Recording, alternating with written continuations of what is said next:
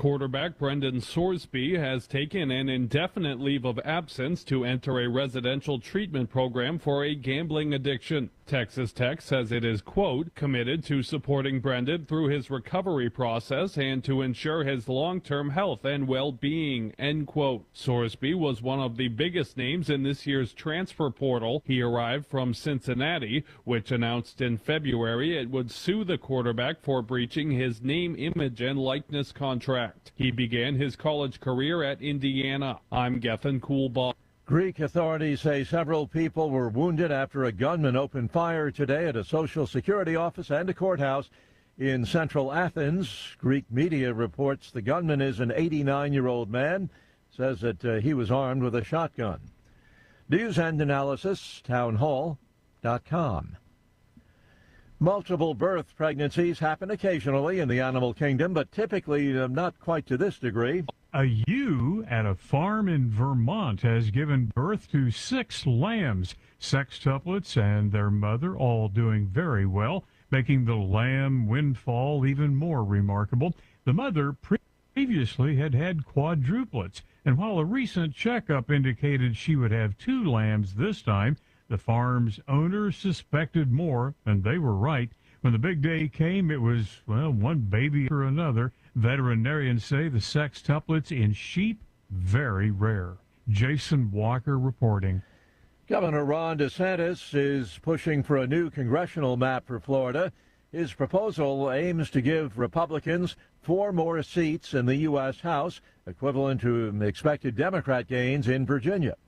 More on these stories, townhall.com. It's the Michael Patrick Leahy Show, broadcasting live from downtown Nashville. Now, here's Michael Patrick Leahy. Good morning, and welcome to the Michael Patrick Leahy Show. We are indeed broadcasting live from our studios in downtown Nashville, Tennessee. It is Tuesday, April 28th, 2026. Time for the Morning Rundown, which is brought to you every weekday at this time by our good friends at the Glock Store, glockstore.com, located just a few miles from the airport, right here in Nashville, Tennessee. So here we go.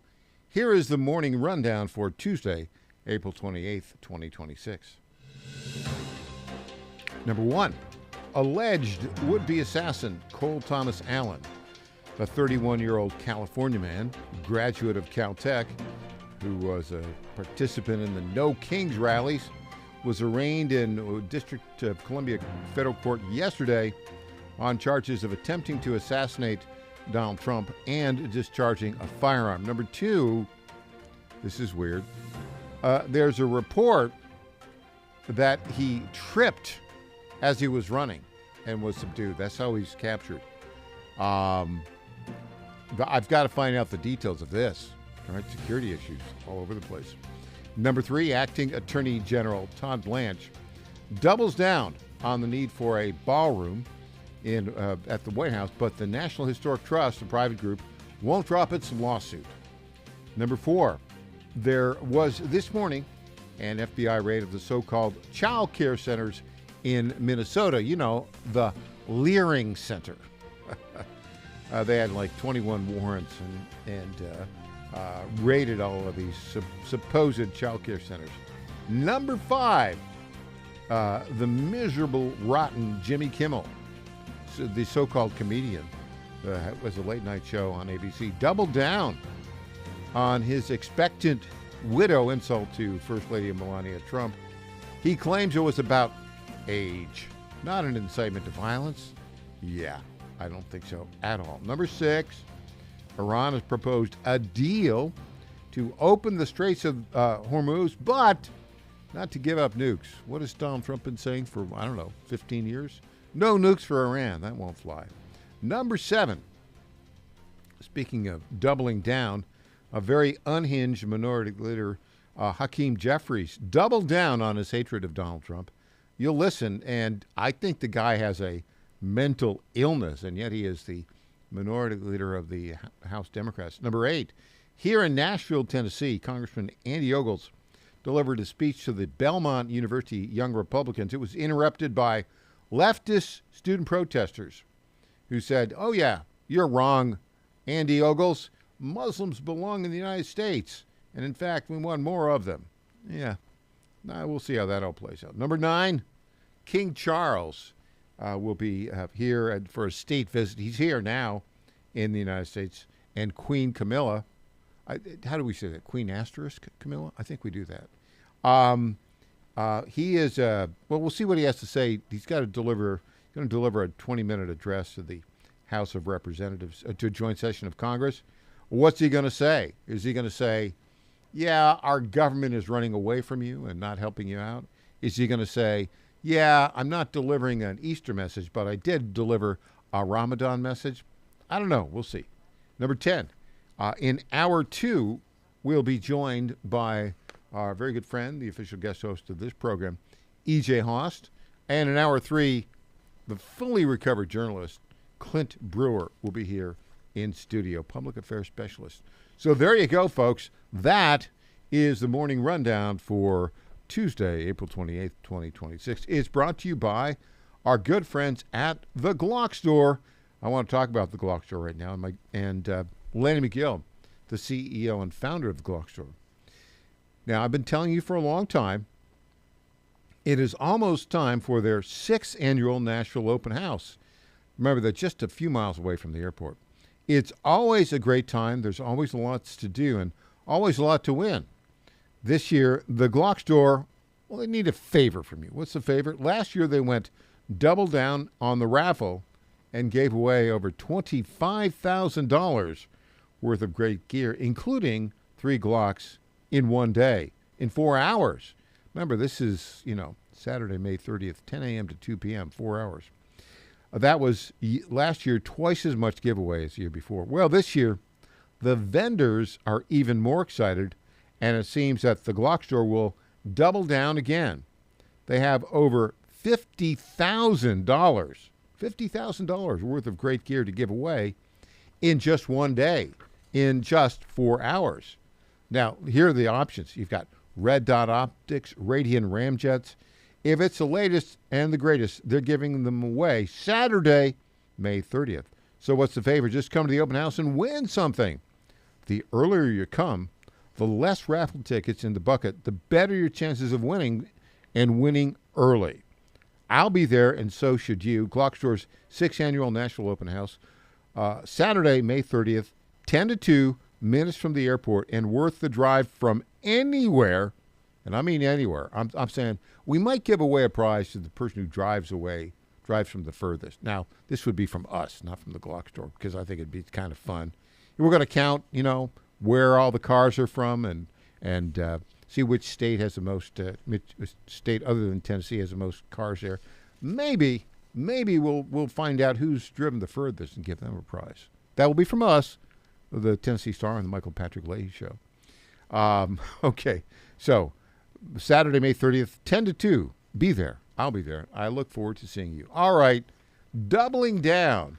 The Democrats are doubling down on hatred because, nothing says the Democrat Party like, we want to make it difficult for the president to survive. Here is Hakeem Jeffries, the minority leader in the House, doubling down yesterday after the shootings. Clip 5.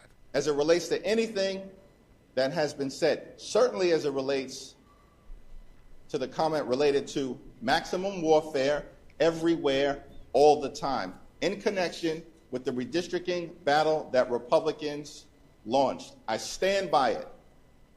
You can continue to criticize me for it. I don't give a damn about your criticism.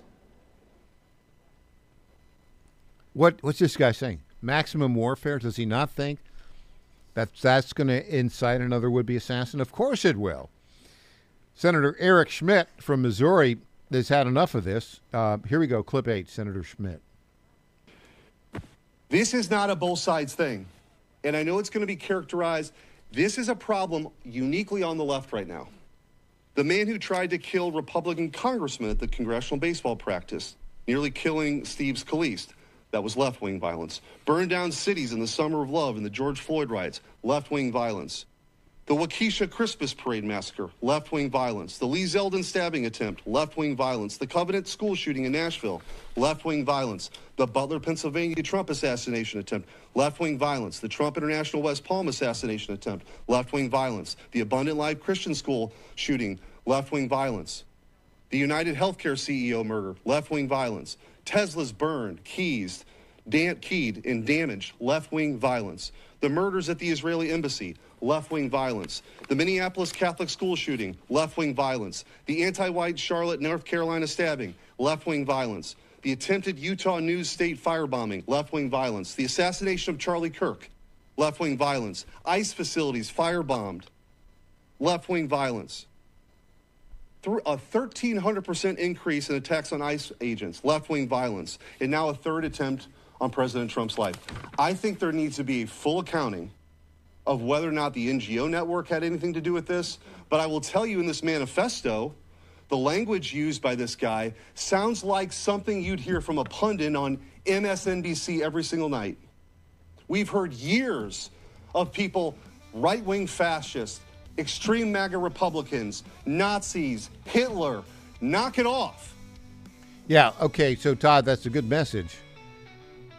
They're not going to knock it off. This is the problem. And there's evidence of that right here in Nashville, Tennessee, an event at Belmont University yesterday.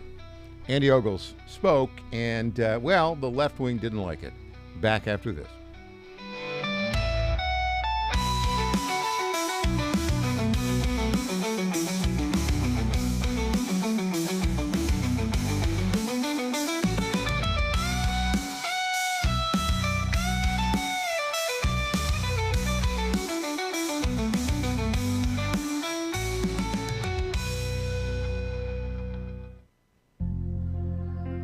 Ponder this. Imagine for a moment that you are lying on your deathbed.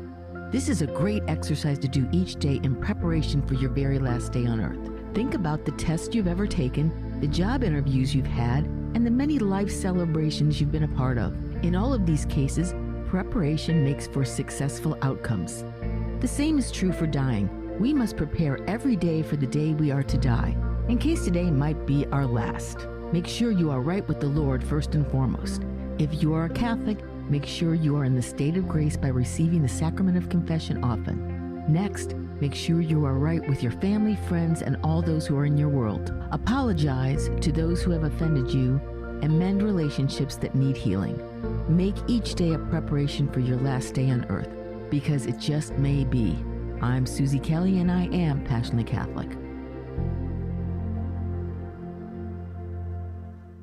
1775 Coffee is giving away free starter kits. Try the dark or medium roast coffee with longevity blend, an infused blend with anti-aging supplements clinically proven to reduce biological age. When you purchase the first 2 bags, you'll receive a free 1775 starter kit, including a third 16-ounce bag of coffee, a matte black tumbler, a frother, a gold scoop, or a reusable K-cup filter. Just order now at 1775coffee.com/Godzilla and claim your free 1775 starter kit while supplies last. Washington is wasting $500 million every year on a federal supervision system that doesn't work. Probation officers are overwhelmed. Resources are going to people who pose zero threat, while actual dangerous individuals slip through the cracks. The Safer Supervision Act stops the waste and refocuses every dollar on protecting families from harm. President Trump's own pollster found about 80% of Trump voters want this fixed. It's time for Congress to get this done. Stop the waste. Protect our communities. Visit safersupervision.com. Paid for by the Reform Action Fund. Attention, have you racked up $10,000 or more in credit card debt? Are you barely getting by making minimum payments? With credit card debt reaching all-time highs, National Debt Relief is notifying consumers about significant debt relief options currently being made available to help those with overwhelming credit card debt. These options may reduce a large portion of credit card debt for those who qualify. You don't need to declare bankruptcy or take out a consolidation loan, and you may only have to pay back a fraction of what you owe, even if you have bad credit. National Debt Relief has already reduced the credit card debt for more than 550,000 consumers, so don't wait. If you owe $10,000, $20,000, or even $100,000 in credit card debt, you can now take advantage of this financial debt relief as the cost of living continues to skyrocket. To check what debt reduction you may qualify for, call 800-690-6464. That's 800 800-690-6464. Again, that's 800-690-6464. Congratulations to my friend Michael Patrick Leahy on 9 years of journalistic excellence. I'm Lenny McGill, owner and founder of the Glock Store here in Nashville, Tennessee, and a proud sponsor of Michael Patrick Leahy's Tennessee Star Network for over 5 years. When we started, he was on just one local station. Now, he's on 20 stations. His motto, find the truth and report it. And as long as he sticks to that, we'll stick to being a sponsor. And next year, Michael, let's have a party for you right here at the Glock Store. This is State Senator Mark Pody. Government is limited to what it is supposed to do. One of the things that is critical that we're supposed to be working on is transportation. Here in Middle Tennessee, our roads need more help. As your state senator, we are focused on getting more money reoccurring without a new tax increase for our roads here in Tennessee. This is State Senator Mark Pody.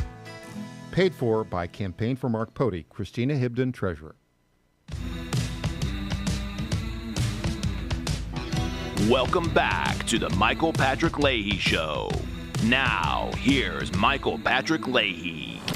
And welcome back to the Michael Patrick Leahy Show. We are indeed broadcasting live from our studios in Nashville, Tennessee. You can watch us on my X Live feed. Just go to Michael P. Leahy. That's one way to watch us. You can also go to YouTube, Rumble, where else? Roku, Firestick, Apple TV. Live for 3 hours every weekday, live and in living color. Also, if you want to call in, our number is 615-814-2848, 615-814-2848. Well, Congressman Andy Ogles has been a friend of the program for some time, and he's been very controversial. He's made some comments about Muslims and the percentage of Muslims in the United States of America that have not been kindly received by some on the left. He was also at the White House Correspondents' Dinner, and here he was being interviewed about what happened there. Let's play this clip. This is from the Daily Wire. Let's play this clip right now. There was a reporter. I probably shouldn't say this, but I'm going to say it. There was a reporter in the room who was under a table, and when the shots went off and everybody's hiding, she said, "I hope they killed the Orange MF." That was a journalist in the room who was hoping that when she stood up, the President of the United States would be dead. So I'm coming to a public venue where I know it might be hostile to expose myself to an honest dialogue, an open dialogue. And if you ask me a question and I don't have an answer, I will get you something in writing, or we can talk on the phone. But when you have members of the press openly enticing, hoping, talking about killing the chief executive officer of this country, again, Muslim, Jew, Hindu, I don't care. That's a problem. I'm sorry, what did she say? I hope they killed the Orange MF. Okay, now this is interesting. This is a kind of an Andy Ogles kind of thing, because he makes a broad statement. And now in that case, did somebody say that? Well, Andy says somebody says that, and it was a journalist. Andy, I don't think you can say a statement like that unless you identify the journalist, don't you think? That would seem to me. But you know, that's kind of Andy's style, on the edge a little bit. Now, we've talked about this a lot. Andy Ogles represents the 5th Congressional District here in Tennessee, which is one of these districts that, as you know, the Republican state legislature here basically redrew the map after 2020. That's because, you know, there's a census and you redraw the map. Davidson County, Nashville, is about 70% Democrat, 30% Republican.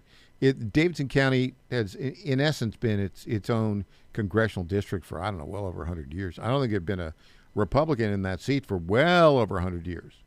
And it was an uncontested seat. But the Tennessee General Assembly went in and took Davidson County and broke it up into 3 pieces.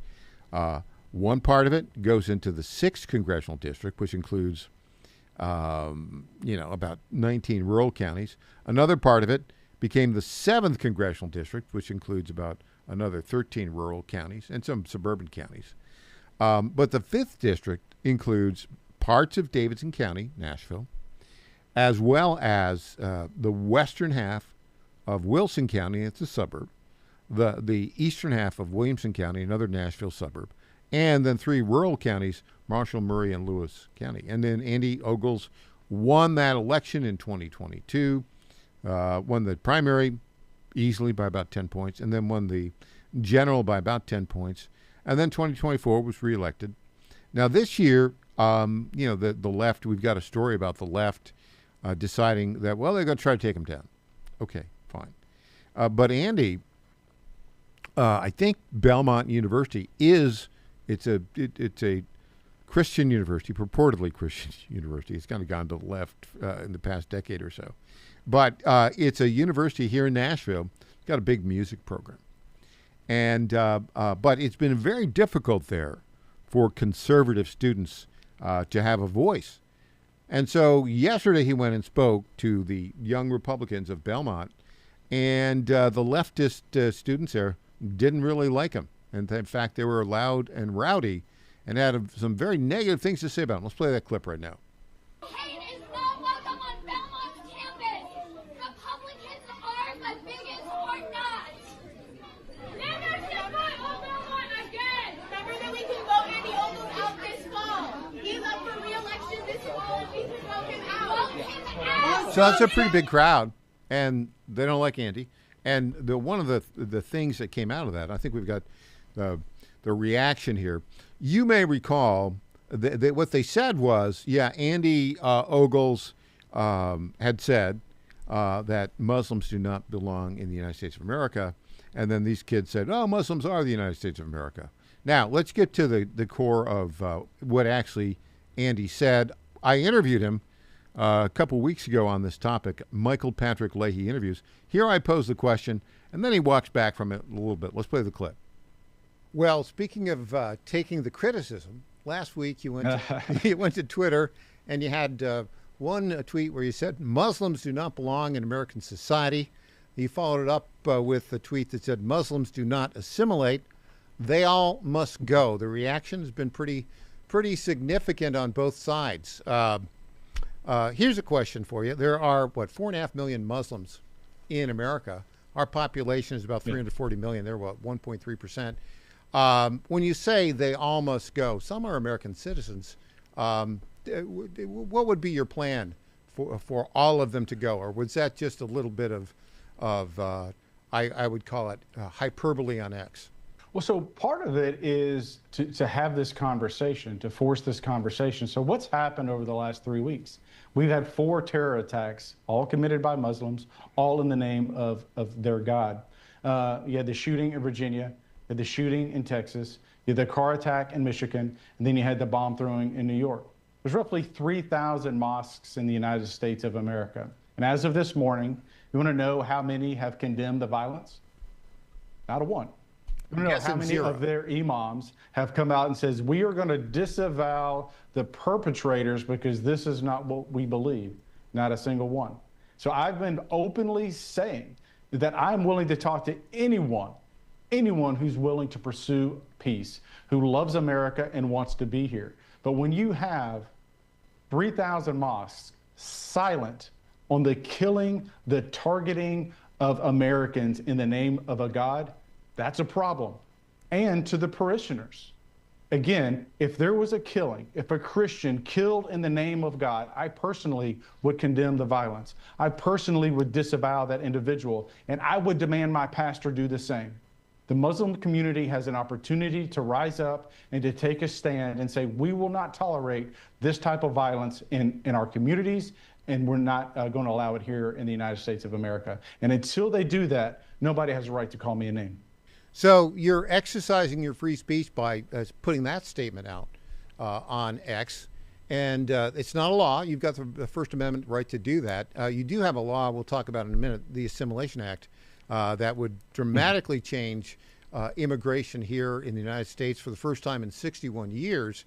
But let's go back to the 4.5 million Muslims here. When you say they all must go, I mean, some are American citizens. Would you begin deportation proceedings for all 4.5 million Muslims, or what would you do? Yeah, I mean, that's not a realistic proposition, nor, quite frankly, this is kind of typical Andy. He kind of throws out a statement and then backs off of it a little bit. And he's my friend, but actually he backed off of that. It's not when he says, Muslims do not belong in American society. People assume what he says is, well, let's deport them all. And of course, he backed off from that. Now, what does this mean politically? Well, there are, I don't know, maybe 5% of the voters in Nashville are Muslim. And so there's about, maybe 25% of his district is in Nashville. They'll be rallying against him. He has a primary challenger in Charlie Hatcher. I met him, nice guy. I don't think Charlie's going to be much of a challenge in the primary, but you never know. So the general election, here's the news in the general election. The leftist mayor of Columbia, Tennessee, is considered the Democrat frontrunner. He's raising some money, but here's the latest. Our story at TennesseeStar.com. A Democrat super PAC will be spending a large sum of money to help unseat Andy Ogles in November. The House Majority PAC announced last week it will spend nearly $1.6 million in television and digital advertising for the Nashville market. Well, they're going to come after Andy. I don't think they'll succeed, but it's going to be quite a battle. Hey, when we come back, Tom Pappert joins us. Tom and I will talk about the security or lack thereof in the White House Correspondent Association dinner. And then we'll talk a little bit about some branding changes for ICE. What do we mean by that? Well, Scott Adams, the late great Scott Adams, talked about it 4 years ago. Back with Tom Pappert after this.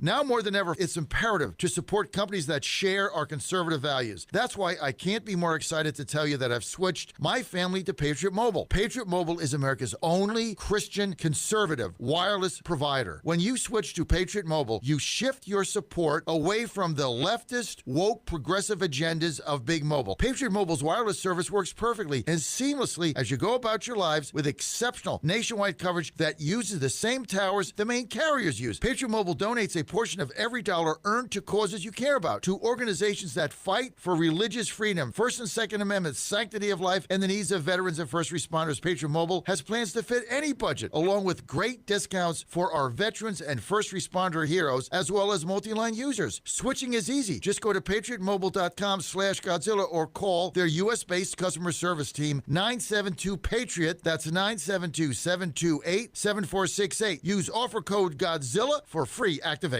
What if those who were once called conspiracy theorists turn out to be right again? A new study by Korean doctors claimed that COVID vaccines raise the risk of 6 cancers, including lung, breast, and prostate. Researchers analyzed health records from more than 8.4 million adults between 2021 and 2023, and their findings were published in Biomarker Research, a respected scientific journal. Critics dismiss it, but the data raises concern that spike protein exposure may be tied to long-term health risks. And Dr. Peter McCullough has been aware of this since 2020, which is why he collaborated with the wellness company to create Ultimate Spike Detox, designed to help your body clear spike proteins, reduce inflammation, and support heart health. With natural ingredients like nattokinase, dandelion root, and bromelain, it is your daily proactive defense from a man-made virus. Don't wait until symptoms strike or something unexpected happens. Experience the only formula approved and used by Dr. McCullough, one of the top doctors who risked it all. Go to twc.health/Godzilla. That's twc.health/Godzilla and use promo code Godzilla to get 10% off plus free shipping. Hey parents, plan an unforgettable summer. Send your kids to Rapidan Baptist Camp in Rochelle, Virginia. 1 week of nonstop fun and life-changing truth. Amazing preachers, friendly counselors, exciting activities. Ride an alpine coaster and zip line, a 250-foot water slide, and that's just the beginning. Junior camps for ages 7 to 12, teen camps for 13 to 18, 2-day Pee-wee camp with mom and dad for ages 4 to 8, and a brand new day camp option. Sign up today at camprapidan.com. That's camprapidan.com. Rapidan Baptist Camp, where faith and fun collide.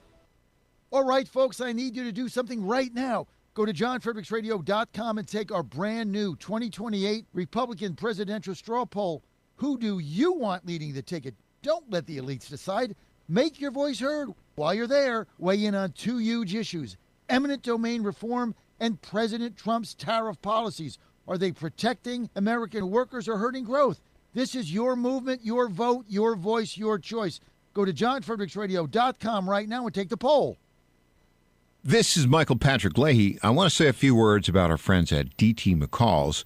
This is a place to go if you want appliances, furniture, lawn equipment, or gun safes. They have 5 locations in Middle Tennessee, Franklin, Carthage, Lebanon, Cookeville, and Lafayette, and have been a family-owned business for more than 100 years. We bought our refrigerator and dishwasher from DT McCall's, and these appliances have been great. And the delivery and installation service was just fantastic. By the way, free delivery and haul away of your old appliance or furniture within 125 miles of Carthage. And DT McCall's is one of the top 10 dealers of Cub Cadet lawnmowers in the country. And don't forget, you can get your Liberty gun safes there. That's DT McCall's on the web at dtmccalls.com. Welcome back to the Michael Patrick Leahy Show. Now, here's Michael Patrick Leahy. Welcome back to the Michael Patrick Leahy Show. We are joined on our Zoom Newsmaker line right now by the Dow Prize Award winner for Best Local Journalism in the country, an award that he won for his coverage of the Kilmar Abrego Garcia ongoing story of attempted deportation and claims alleged human smuggling, and an award that he won along with yours truly and Christina Botteri, our lead political reporter at the Tennessee Star and the Star News Network. Tom, thanks for joining us. Always a pleasure to be here, Michael. Tom, I wanted to talk a little bit about the lack of security at this White House Correspondents' Dinner Saturday night. Now, the more I look at it, the worse it looks. And let me just kind of tell you a couple things here that struck me.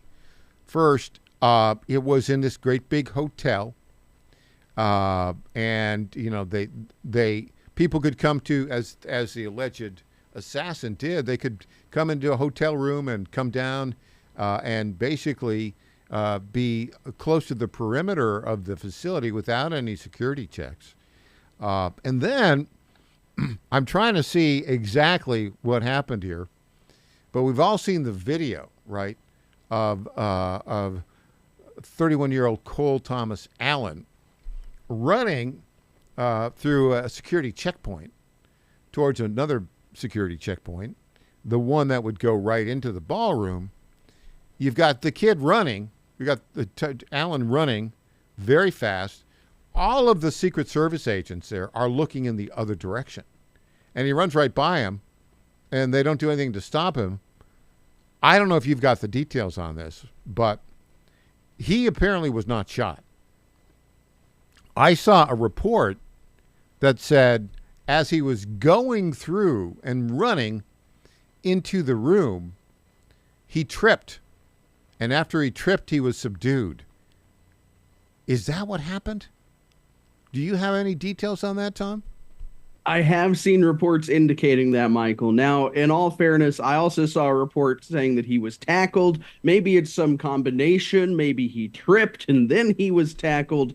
But it does seem to reflect some issues on the ground. And as fun as it is to blame Secret Service, I think that they are only part of the problem. I do think that the president is right. A major issue was that it was being held at this hotel. Realistically, what could you do? Could you say to this very large hotel, it's like a mile-long building, you say, close down every room you have. Nothing can go on for this 2 or 3 day period except the White House Correspondents' Dinner. That doesn't seem realistic. However, I will say that after the Butler assassination attempt, Congress made a series of suggestions to the U.S. Secret Service, and they claimed last July, so coming up on a year ago now, that they had taken most of these considerations into account, and they were adopting 21 of the 46 suggestions. And one of these suggestions was that Secret Service was going to have closer and more reliable communications with local law enforcement. So I wonder what went on with the communications between Secret Service and Metro police there in Washington, D.C. Was there any sort of effort to perhaps have local people stationed at these stairs in the main lobby, where apparently there was a hallway that Secret Service then had the magnetometers and the metal detectors? I think that that is going to be the subject of a White House discussion, possibly a congressional discussion. Did Secret Service take the lessons learned from 2024 seriously, and how were they implemented at the White House Correspondents' Dinner on Friday? Mark Halpern, journalist Mark Halpern, was there. Here is his description of the security. Guys, first of all, will the president get his way? Will they do the dinner? And if so, how will they do the dinner in the next 30 days? Hogan, will there be a dinner? I think so. You think there will be? Will it be at the Hilton? Oh, I don't know about that. It should be at the convention center. Kevin, will there be a dinner? And if so, where will it be? I think there could be. It will look different than, I think, Saturday night. The venue will be different. It'll be scaled down, most likely. Again, planning for this, you had people flying in. That in addition to some of the celebrities, you had heads of corporations flying in too. Not always easy to do that, especially on a month's notice. So it will likely look different. You won't have the party scene. It might be a more somber kind of event. Will the president tell jokes trashing the media as he was planning to do? I think so. Yes. Yeah. Yes. Okay. I mean, that's probably the driving factor too, is that he had a good lineup of things that he wants to do. Good burns. You know, maybe he'll add some Nora jokes. Hey, Hogan, whose guest were you? Okay, we'll get to it. Actually, the clip that I was looking for is he said that security was absolutely terrible there. Tom, it seems to me, get your reaction to this. Not only was security terrible, I mean, Carrie Lake said that. Clay Travis said that. A lot of people who were there said it was terrible. And this was just one lone guy. But think about this. Who was in charge of deciding virtually every senior member of the cabinet was in the room? Who was not there? I mean, you had President Trump. You had the vice president. You had the first lady. You had the Secretary of State. You had the Attorney General, you had the head of the FBI, Secretary of Interior, Secretary of Transportation, Secretary of Education. I mean, if this had been a mass event, we would be looking at President Charles Grassley today. Potentially that is the case. Now, the Secret Service's argument has been that within the room itself, that is where Secret Service was and it had a heavy presence. So that hallway where they had the magnetometers, and then, of course, you walk into the ballroom itself. You've seen guests at the White House Correspondent Dinner. I think the president himself said at his press conference on Saturday, they had a Secret Service member at virtually every table. They had them blending in among the staff. And I think, though, that when you listen to the types of tactics that were employed by Secret Service, it indicates that they knew they could not essentially secure the entire building. And so instead they had to think of how they could rapidly react and respond. And that is, in fact, one of the guidelines, one of the suggestions given to the Secret Service by Congress last year was that they need to be able to rapidly respond to an event when it happens instead of preventing everything that could possibly be bad from happening. So I think that we could have potentially seen a rapid reaction. But I think the takeaway here is, Michael, the president of the United States of America should probably not be doing hours-long events at hotels that cannot be locked down. The president of the United States of America, unfortunately, cannot mingle with the public anymore thanks to the rhetoric of the left. Yeah, exactly right. Now, Todd Blanche, the acting attorney general, said, look, the president's call for the building and the beginning of the building of a ballroom that would be secure on White House grounds where you could hold such an event makes a lot of sense. Listen to what he had to say here. You personally have called for a construction of this ballroom at the White House. The president has called for this as well. Today, the National Trust president put out a statement, says that they're grateful that everybody's okay. but, and I quote, "We are not planning to voluntarily dismiss our lawsuit, which endangers no one, and which respectfully ask the administration to follow the law. Ballroom construction is continuing unabated until June 5th at the earliest because the injunction is on hold." Where does the Justice Department go from here? And then I have a follow-up on that. Well, we filed a motion today asking the court to do what the plaintiffs refused to do. We absolutely believe that there is no better example of why this ballroom is necessary, aside from all the very positive things the ballroom will bring to this country and to Washington, D.C., than what happened on Saturday night. You guys, many of you all were there. That's one of the only places in D.C. that you can hold an event like that due to its size and the structure of what we need. So we're basically stuck at this point in this city with having an event like that at a hotel, so underneath a ton of hotel rooms. And so the fact that we, aside from the fact that the ballroom is spectacular, it's going to be beautiful, it's going to make this country look great every time it's used, it's also a meaningful safety issue. And so I very much wish that the plaintiffs and their counsel would take a different view, but if they don't, we are going to continue to fight in court like we have been, and hopefully the judges at the D.C. Circuit Court will do the right thing. Yeah, Tom, now the politics, this is politics. Number one, the Democrats are making it easier for assassins to take potshots at President Trump. They're not paying the Secret Service agents right now. And they apparently seem to have no interest in starting to pay them, number one. Number two, the ballroom makes perfect sense for security reasons. And you know, the attempts at the White House correspondent dinner obviously reinforce that. But if you look at the politics, David Axelrod, you know, the guy who's a political advisor to Pope Leo, that guy, former political advisor to Barack Obama, he came out and said, well, the president never talked before about the security reasons for building a ballroom. Yeah, he actually did. What's your take on all this, Tom? Where's this going to go?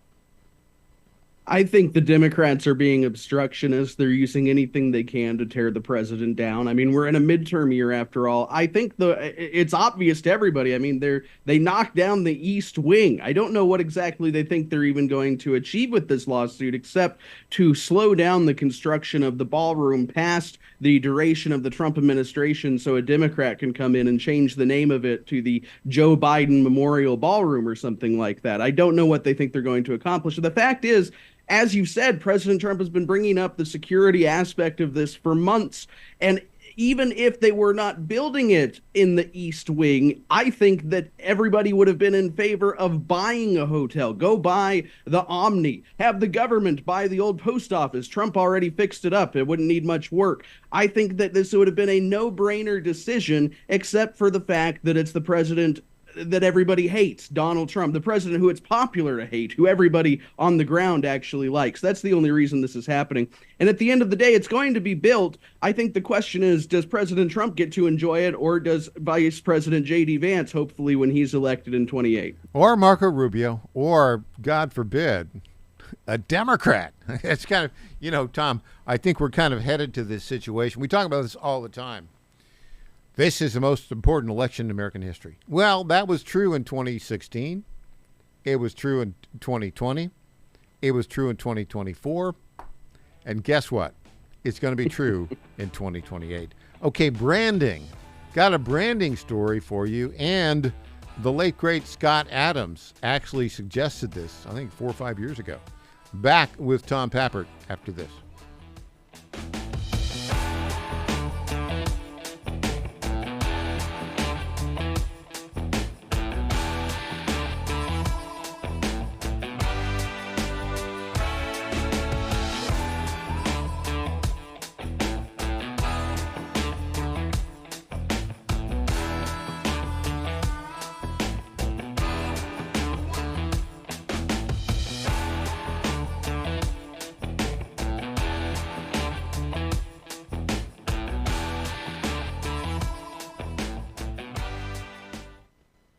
In 2008, the amount of concentrated time people could spend on a task without becoming distracted was 12 seconds.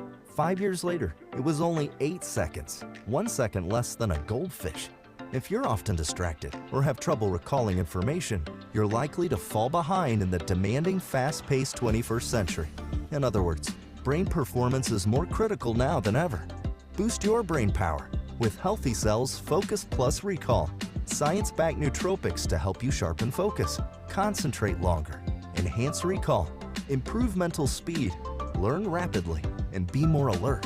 It's a pill-free brain supplement made with maximum absorption ingestible gel technology, designed to feed your brain at the cellular level. Take it for a test drive. Go to healthycell.com and use code GODZILLA for 20% off your first order of Focus Plus Recall. That's healthycell.com, code GODZILLA for 20% off. The Trump administration has brought a lot of positive changes when it comes to fixing our broken healthcare system, but there's only so much the government can do. And if we really want to make America healthy again, that starts at home, and that's where the Wellness Company comes in. The Wellness Company allows you to make sure you're prepared for whatever happens with their prescription medical kits, which contain an assortment of life-saving medications and guidebooks to assist in the proper use of these medications.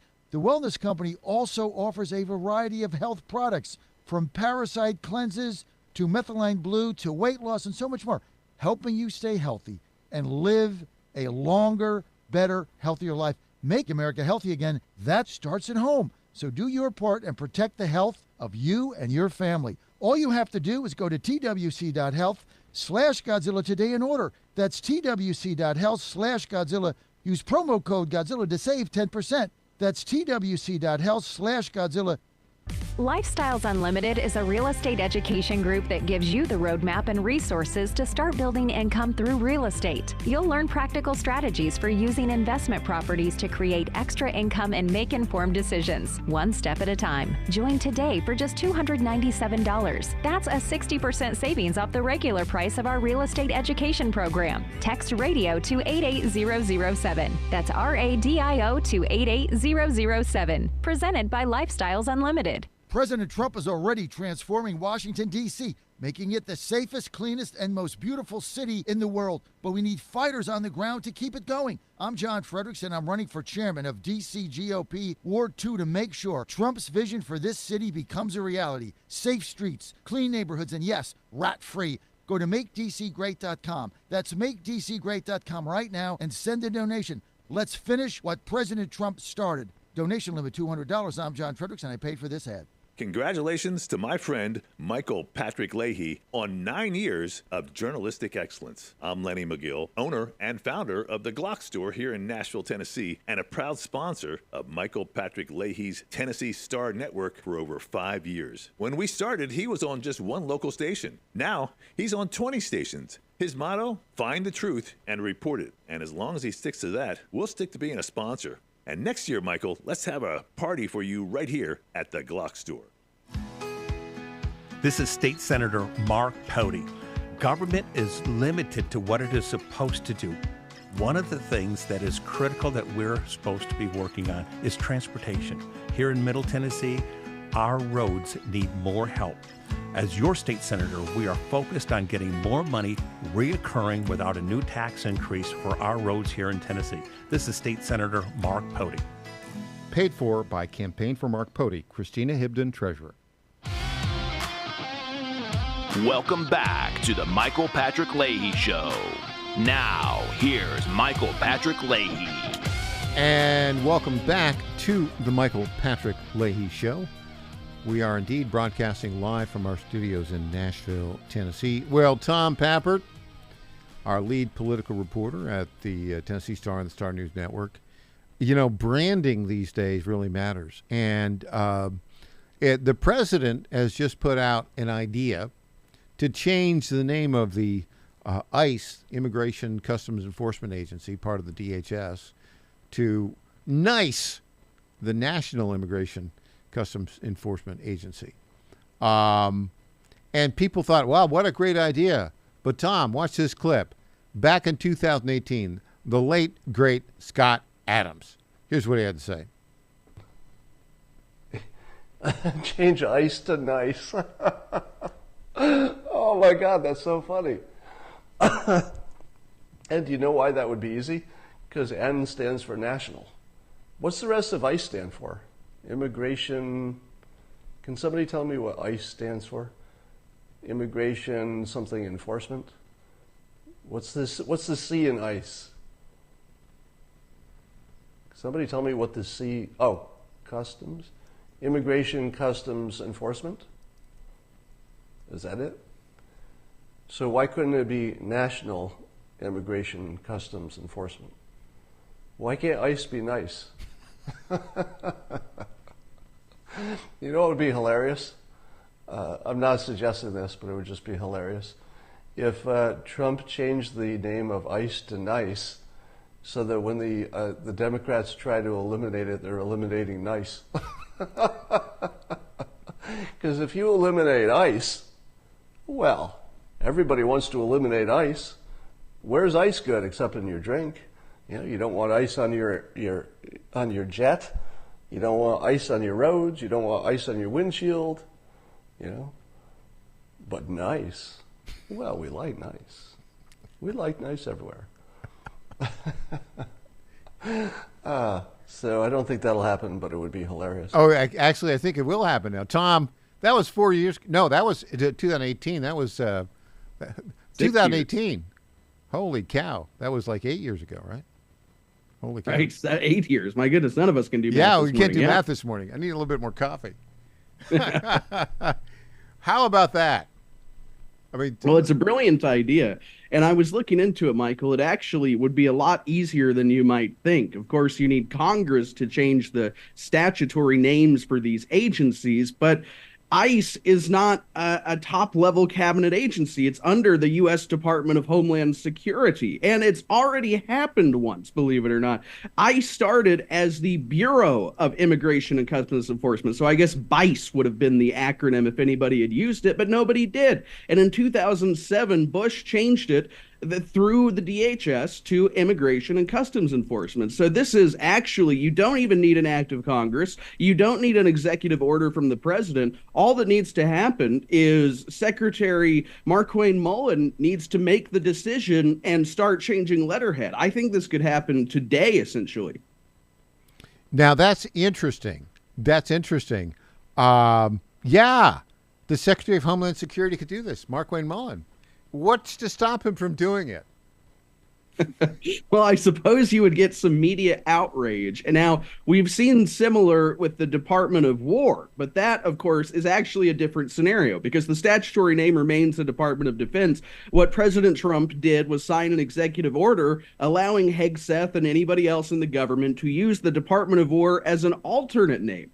But under the existing statutory framework, they could really just change it to NICE, and any media outlets that don't follow, I think only about a quarter of outlets call it the Department of War now. Yeah. But if any media outlets don't follow, they would be using the incorrect name. They would be probably violating their own style guide. Our buddies at Glock say the following. The legal basis. Section 872 of the Homeland Security Act of 2002 gives the Department of Homeland Security Secretary broad reorganization authority, as you said. This includes changing the name of DHS components like ICE. The Secretary must notify Congress at least 60 days before the change takes effect. The historical precedent in 2007, DHS used this exact process to rename the agency from Bureau of Immigration and Customs Enforcement to U.S. Immigration and Customs Enforcement. Tom, I mean, Secretary Mullin, you know, you just have to send a notice to Congress. And you say, well, you wanted to eliminate ICE? ICE is gone. Now it's NICE. There is now no government agency called ICE. Welcome to NICE. I think that would be hilarious. Okay, last question. How bad will the Democrat reaction to that be? I mean, it would drive them absolutely insane. But every time that happens, every time these people start to foam at the mouth, the Republicans increase in the polls. So I think during an election year, if you give 60 days notice today, that gets us into June or maybe even July when it becomes an official change. It would be a great thing for the Republicans. And now the cost associated would be the uniforms and the signage, right? But that's not hard. Just get a new patch. In fact, maybe we could raise some money. What do you think? Buy a nice patch for a nice agent. I think the taxpayers would be willing. There's lots of rich people who would donate to that in this country, I think. Yeah, great idea. Tom, thanks so much for that. I really appreciate it. Absolutely, Michael. Always a pleasure. All right, up next, the one, the only official guest host of the Michael Patrick Leahy Show, E.J. Haast, is in the house. Back after this.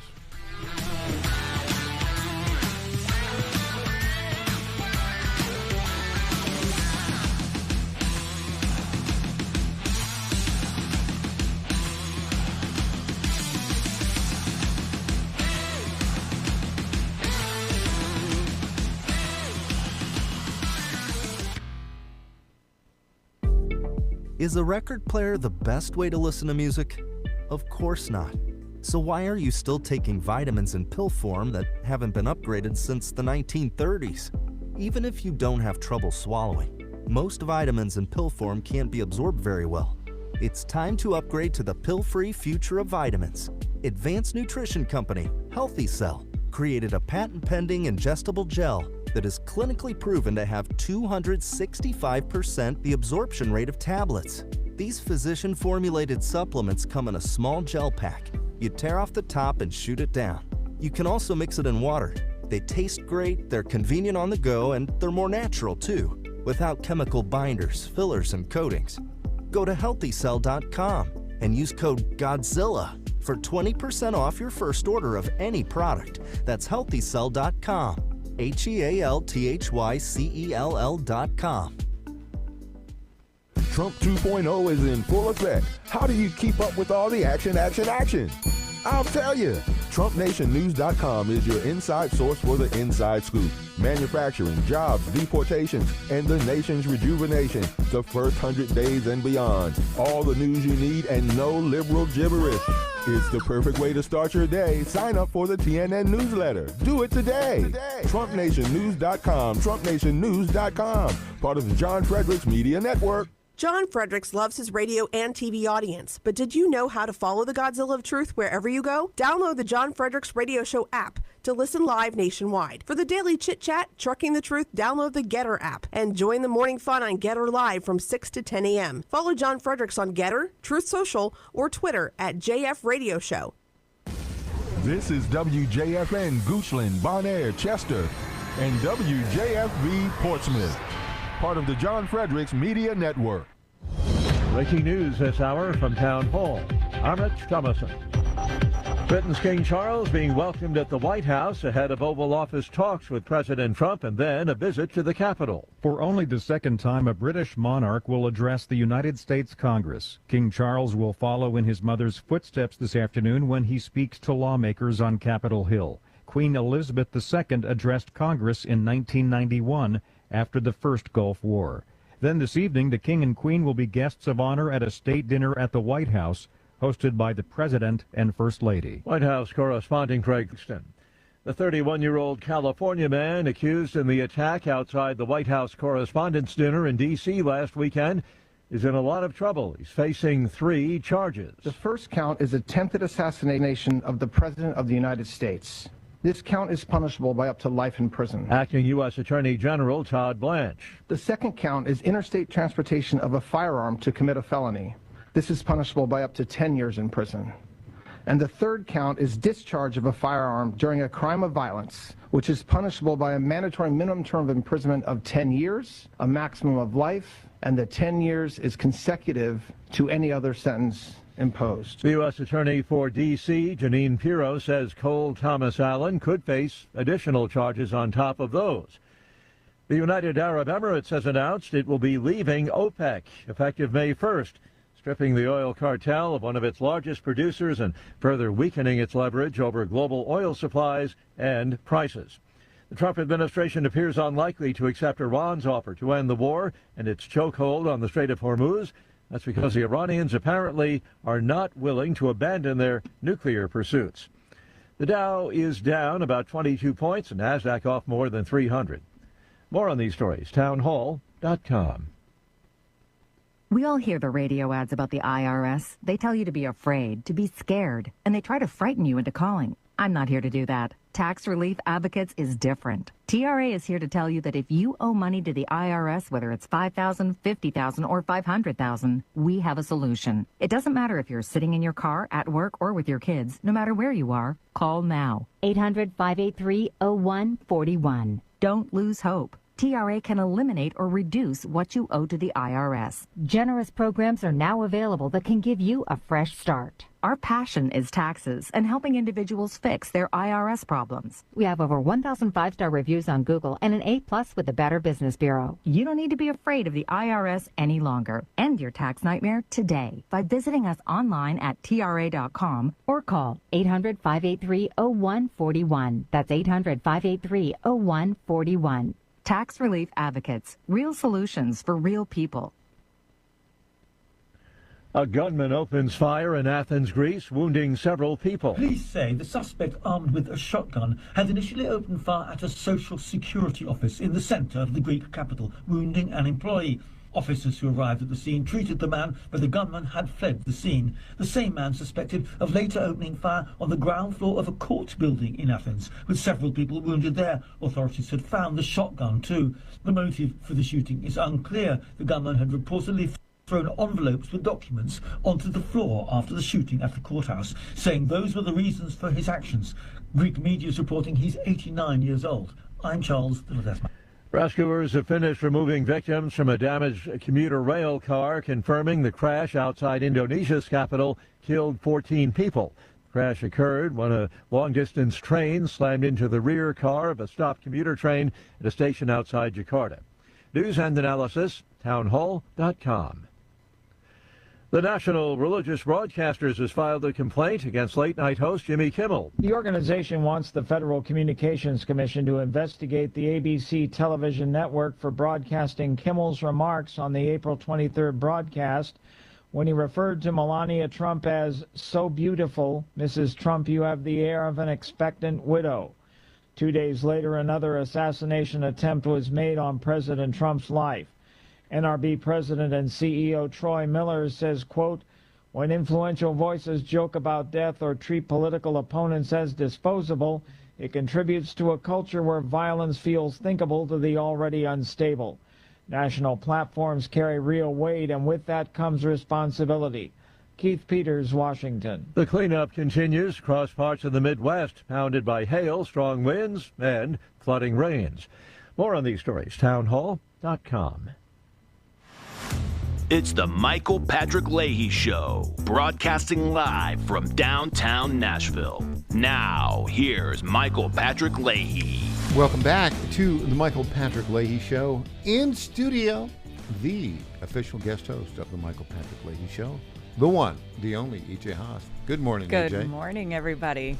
A programming note, this Friday, yes, it will be all EJ. All EJ on a casual Friday. That will be fun. I know. I'm super excited about it. I actually have some plans. We're going to do the news of the day. I get it. That's why people tune in. But we've also got a few extras that I think will be a lot of fun. I like to bring humor, something interesting. As they say, news flying under the radar. There you go. And what I really like what you're going to do is here in the Nashville area, the most affluent growing county in the state is Williamson County, where you and I both reside. We have a county, the county executive is in Tennessee is called the county mayor. Yeah. And Rogers Anderson is retiring after, 24 years, some long period of time as mayor. And so now we have a contested election. It's May, basically. It's the GOP primary. Right, May 5th on the GOP. And that will, in essence, be the winner of that will win the August general for the local case. And there's two candidates, Andy Marshall, the guy who founded Puckett's, and then Mary Smith, who's an executive with Nissan. And current county commissioner. And a current, thank you, a current county commissioner. And so you're going to have them both on. Yeah, that's great. Separately Yeah. at different times. But I'm excited to do the one-on-one. So for those who didn't know, I did moderate one of the debates among the candidates, a couple of weeks ago. Debates are good to kind of get the general 30,000-foot view, but I like the one-on-one interviews where you can actually go back and forth and kind of press on a couple of the issues. So this will be their last chance, most likely, on any kind of public radio program, unless they can squeeze something in on Monday. But yeah, early voting ends Is Thursday. it Friday or Thursday? I think Thursday. Early voting ends Thursday. I should know that probably. I'll find out before Friday. You're going to go and vote? Yeah. After the show? I am, because I'm out next week. Today. Yeah. And same thing. And then the election day is on Tuesday. Right? Tuesday the 5th. So there you go. Well, and it's huge. I mean, I get it. Not all of the listeners are here from Middle Tennessee, but we haven't had had an election like this in 24 years. Rogers Anderson has been there for a very long time. Yeah, he's been reelected by a landslide every time. Right. And so far in early voting, I think it's only about 5%.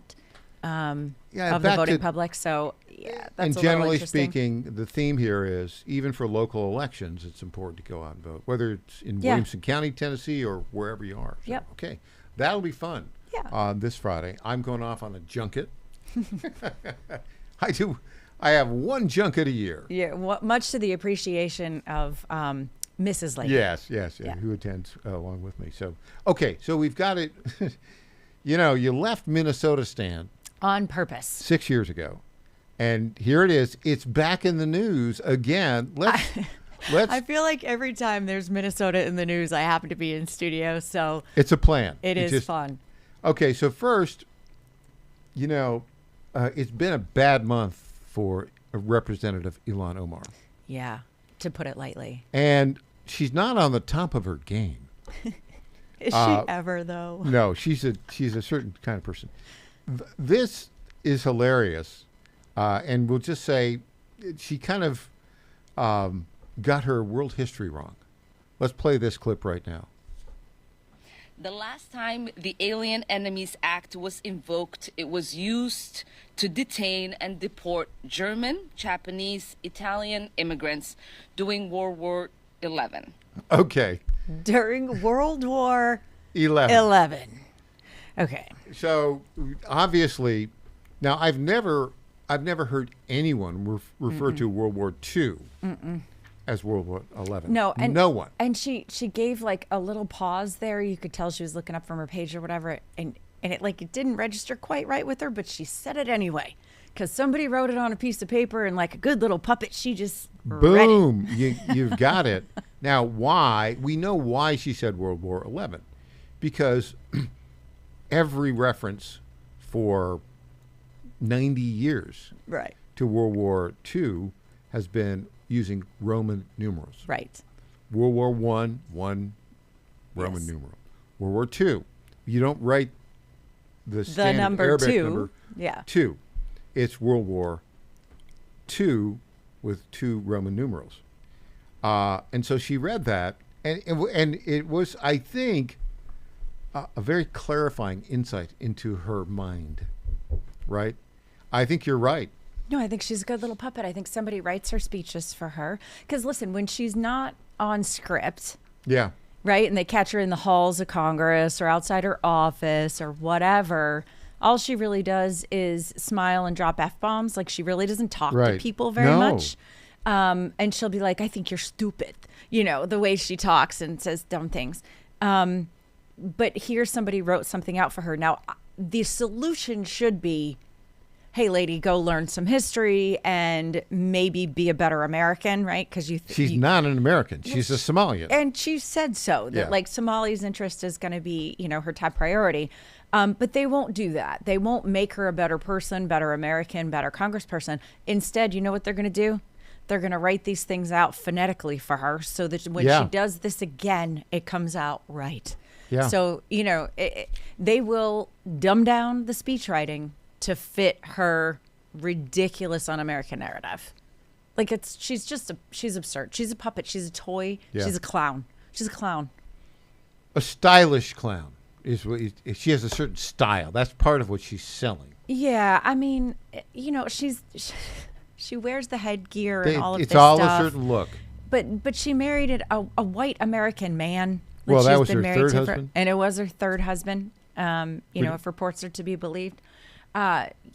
She doesn't attempt to even take down the accent a little bit. I think she on purpose puts it forward, because if you do listen to her off script or you catch her, I've met her personally. You did? Oh, I did when I was in Minnesota for a visit, actually, after I had already moved to Tennessee. And it was just by accident. It was kind of a rare occasion in a Minneapolis location. But anyway, but no, she doesn't have that thick of an accent. So when she's speaking really slowly here, I think she's trying sometimes to enhance her accent. She's definitely Americanized some. So in different situations, but that's what they all do. Remember Hillary Clinton picked up a Southern accent, or she sounds more urban or whatever. They all use crazy vernacular and everything else. So I think probably in smaller settings, she's easier to understand. In this particular situation, she was reading something like a good little puppet, and she failed miserably. We have some more Minnesota news. Oh, great. This from Just the News. Federal Bureau of Investigation officers reportedly raided over 20 child care facilities in Minneapolis on Tuesday. The actions are part of an extensive investigation into fraud by businesses primarily owned by, wait for it, Somalis. Yeah. Quote, today, the FBI with federal, state, and local law enforcement is involved in court-authorized law enforcement activity as part of an ongoing fraud investigation. Authorities reportedly executed 22 search warrants during the operation this morning. Your thoughts on that? Well, I think it's a start. It's a little too late. And I am one of the only people I know anywhere out in the social media circles, certainly nobody on any of the news programs, is saying, why are we raiding them before we're raiding Minnesota DHS? Yeah. Raid the offices of the people who are aiding and abetting this, because they didn't do it all by themselves. And that's the most frustrating part. Speaking of aiding and abetting, we have actually another indictment. This is actually an indictment of a former aide to, wait for it, Dr. Anthony Fauci. Back with that after this.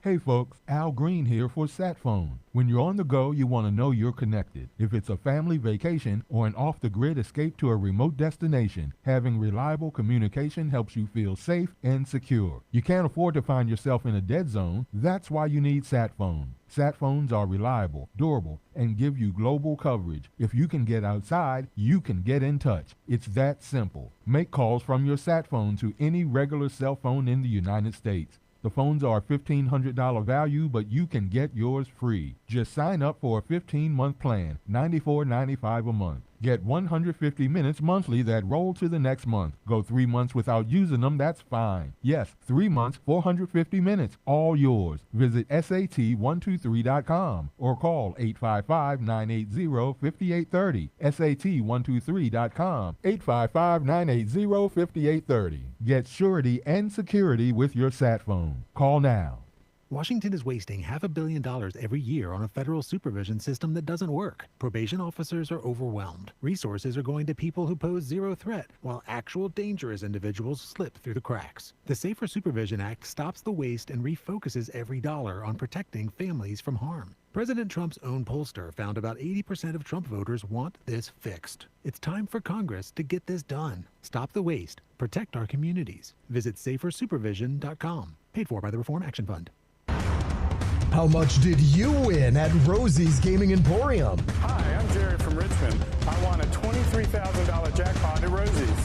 I'm Tammy. I'm from Newport News, and I just won a $5,400 jackpot from Rosie's. Hi, my name is Kim, and I'm from West Virginia, and I won $99,000 jackpot at Rosie's. Are you ready? Learn more about Rosie's rewards and jackpots at rosiesgaming.com. Must be 18 or older. Problem gambling? Call 1-888-532-3500. This is Crom Carmichael, CEO of Solti. We got a wonderful email from one of our customers up east named Joe, and here's what he had to say.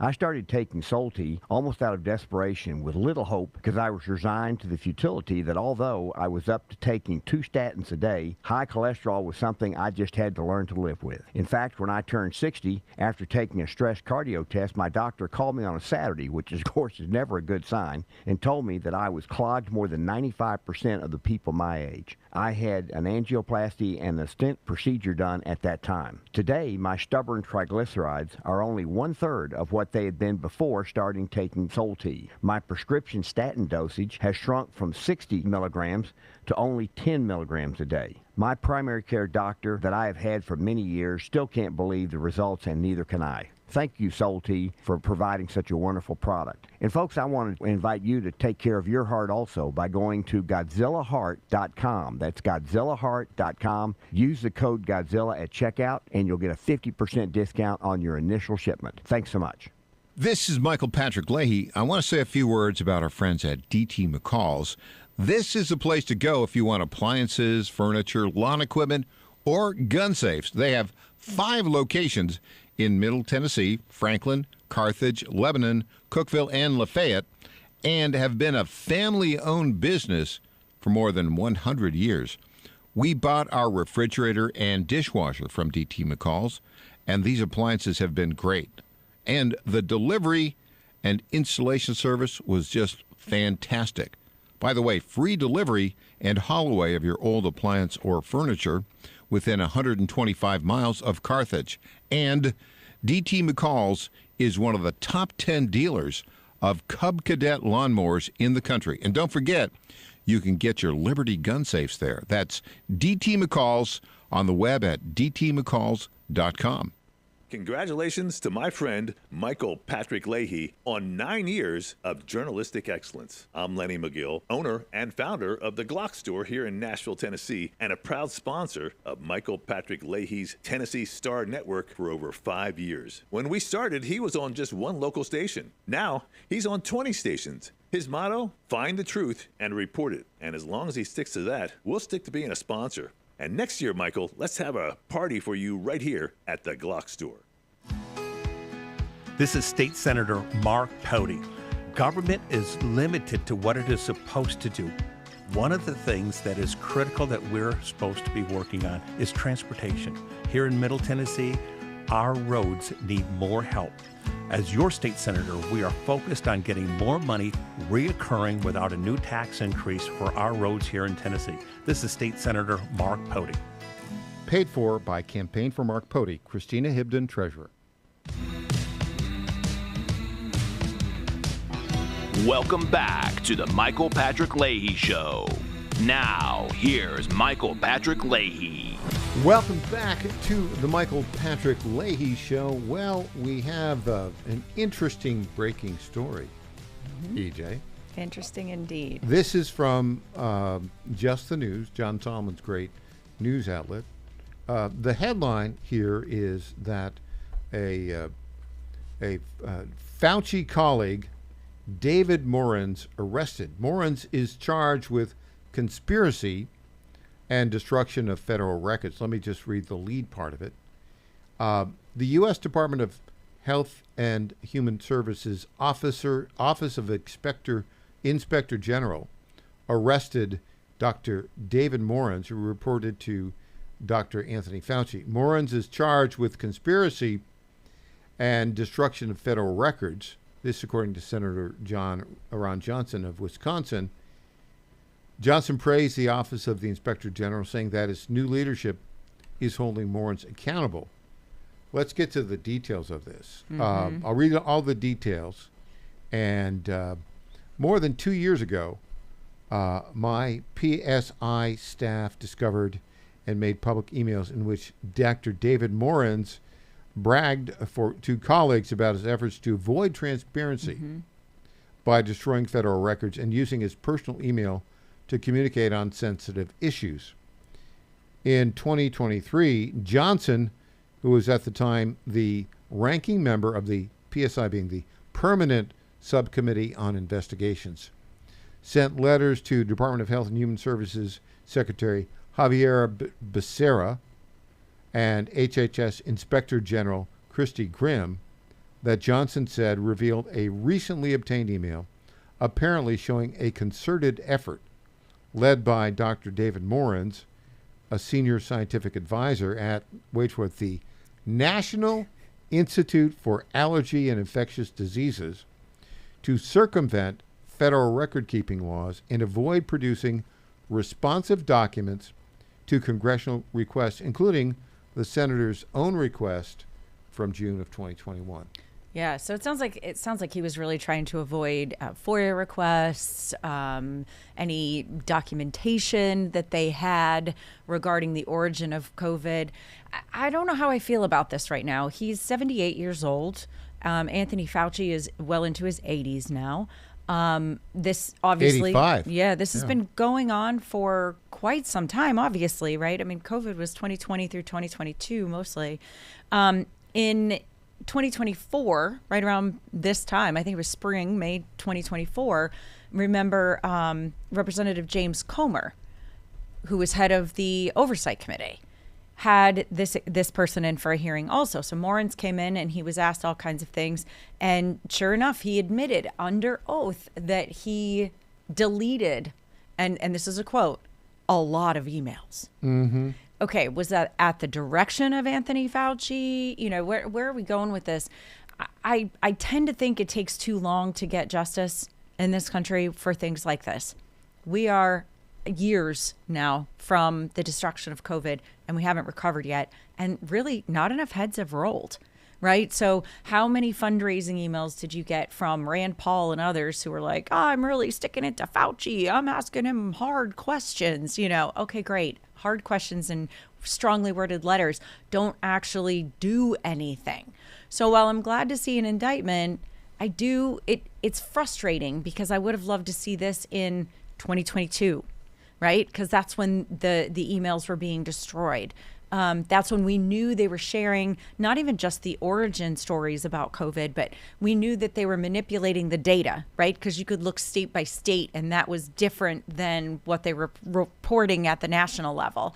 You know, they were withholding information about young people and their risk and all that. So it kind of pulls out all of these horrible emotions in us all over again and makes us hate the system. Right. I mean, that's kind of what it all comes down to. So I don't love that it's taken this long, but I'm glad somebody, I guess, is going to be held accountable somewhere. I don't know. So, yeah, there's still a little bit more in the details to come out here.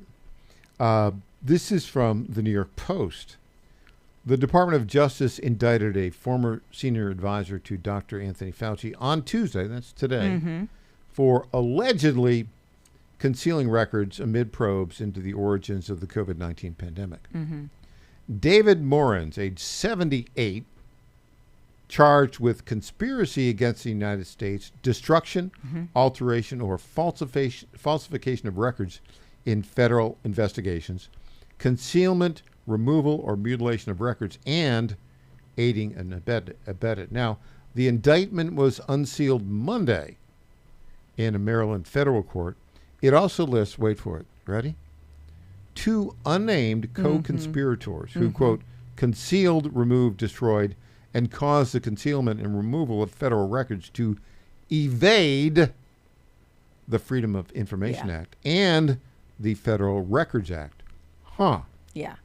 Yeah, I mean, it'll be interesting to see how this plays out. I think the co-conspirators are probably lower level staff people who were told to do stuff is going to be my guess. So they'll probably roll and talk.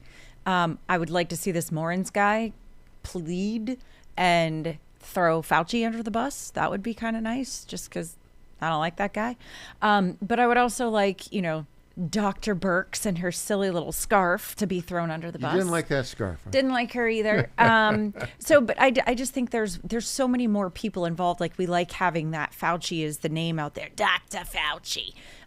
But there are other people that should probably be in jail because of it too. And that includes, you know, some of the governors who really blew it and had their own DHS people. And, you know, I mean, obviously I was living under that horrible horrible experience with Governor Walz. It was authoritarian. That's when he sent out the police. Literally sent National Guard to knock on doors. Tanks down the road. Yeah. Yes, to enforce curfews or whatever, and snitch lines and everything else. But same in Oregon, same in Washington, same in California, same in Massachusetts. So, obviously there's a lot more people who should be held accountable for that stuff. It's just, why does it have to take so long?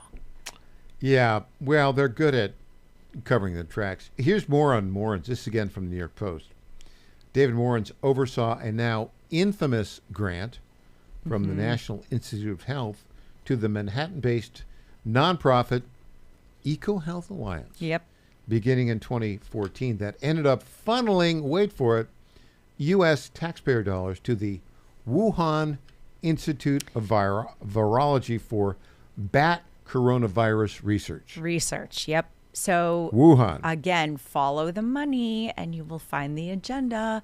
So when we talk about the origin story, that's kind of what it is. And the grants are always going to tell the story too. So wherever the grants are coming from is going to tell you. It's a sad state of affairs, but pretty much every time I've ever looked into something like this, like, oh, who funded the grant? And then what was the result of the research that was done?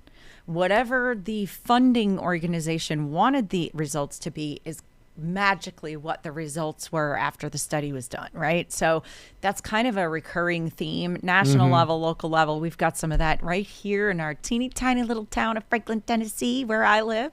And so, really? Oh, yeah. Everywhere? Politics is everywhere. It's everywhere. Here's what Acting Attorney General Todd Blanche had to say about this. Quote, "These allegations represent a profound abuse of trust at a time when the American people needed it most. During the height of the global pandemic," he went on to say, "as alleged in the indictment, Dr. Morenz and his co-conspirators," there's that word again, "deliberately concealed information and falsified records in an effort to suppress alternative theories regarding the origins of COVID-19. Yeah. Yeah, you think? Yeah. You think? All right. We all knew it. It's just taken years to put it out there in writing and get somebody arrested. Okay, I got a little twist coming up here. Bring it. You ready? Bring it on. You know I'm a genealogy buff. Yes. You know where I'm going with this. Do tell. King Charles, yeah. Donald Trump. Yeah. They're cousins. Sort of. Sort of. Back with more after this.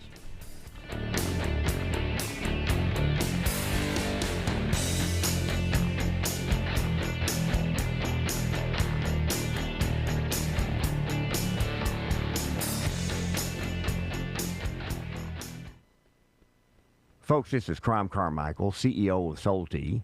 I have recently turned 77 years old.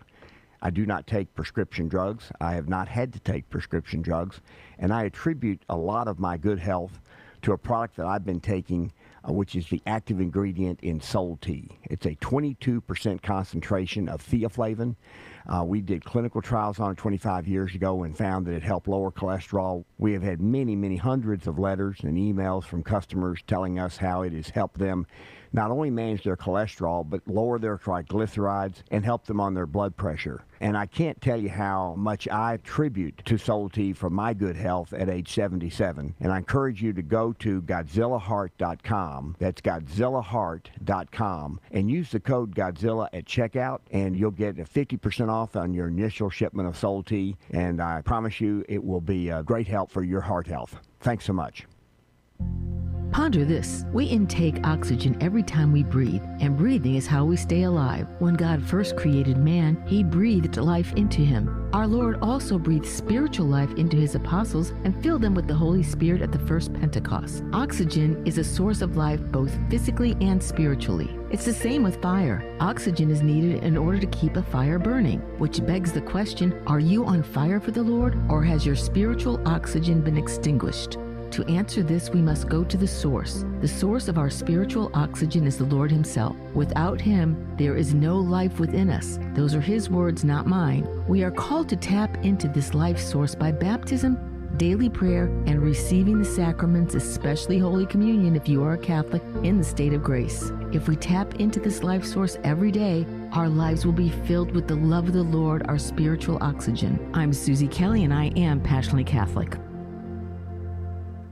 1775 Coffee is giving away free starter kits. Try the dark or medium roast coffee with longevity blend, an infused blend with anti-aging calcium alpha-ketoglutarate, which has been clinically proven to reduce biological age. When you purchase the first 2 bags, you'll receive a free 1775 starter kit, including a third 16-ounce bag of coffee, a matte black tumbler, a frother, a gold scoop, or a reusable K-cup filter. Just order now at 1775coffee.com/Godzilla and claim your free 1775 starter kit while supplies last.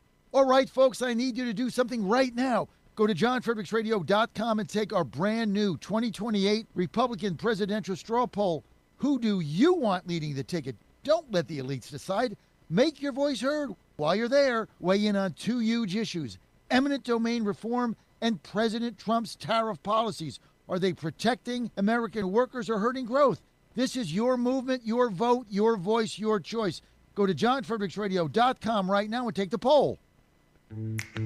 EJ Host here, founder of the Digital Footprint Management Agency and the official guest host of the Michael Patrick Leahy Show. Let's get real for a minute. Today's customers aren't just searching on Google anymore, and if your business isn't keeping up with new technology, you're getting left behind. Customers are asking AI, they're scrolling socials, they're checking maps. Does your business show up everywhere your customers are searching? Go to getfoundeverywhere.com and get your business to show up across AI search tools, social platforms, maps, and more. Need smarter ads that actually convert? We've got it. Need a modern website built to rank and perform? Done. Want to show up in AI-driven search results your competitors don't even understand yet? We've got you covered. See how easy it is to grow your business, get more customers in the new search era. Go to getfoundeverywhere.com today.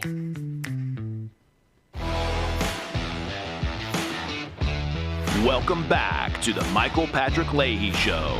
Now, here's Michael Patrick Leahy. Welcome back to the Michael Patrick Leahy Show. We're broadcasting live from our studios in Nashville, Tennessee. I have a serious point here that I want to make, but I'm going to start with a little bit of fun. Okay. So, as you know, Donald Trump's mother was born in Scotland, a little island off the coast of Scotland. And she came to the United States and worked as a maid for her father, for his father for many, many years. And then they got married. And then the Trump family came about as a result of that. And Donald Trump has always talked about how his mother revered the British monarchy. And, of course, when she came over, it was Charles III's great-grandfather, George V, who was the king.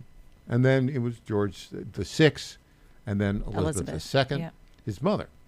And Donald Trump had a great relationship with his mother. Turns out that, according to the Daily Mail, they are 15th cousins. Now, you know, at twice removed. Yeah, after that, it's like, you know, they have a common ancestor. Now, this is a common story, but it's sort of fun. They share a common ancestor, the 3rd Earl of Lennox, Matthew Stewart, of course, the Stewart family. Oh, yeah. Matthew Stewart was a great-grandson of King James II of Scotland, and their common ancestor, Matthew Stewart, died in battle in 1526. So interesting. I am not even halfway through season 1 of Outlander.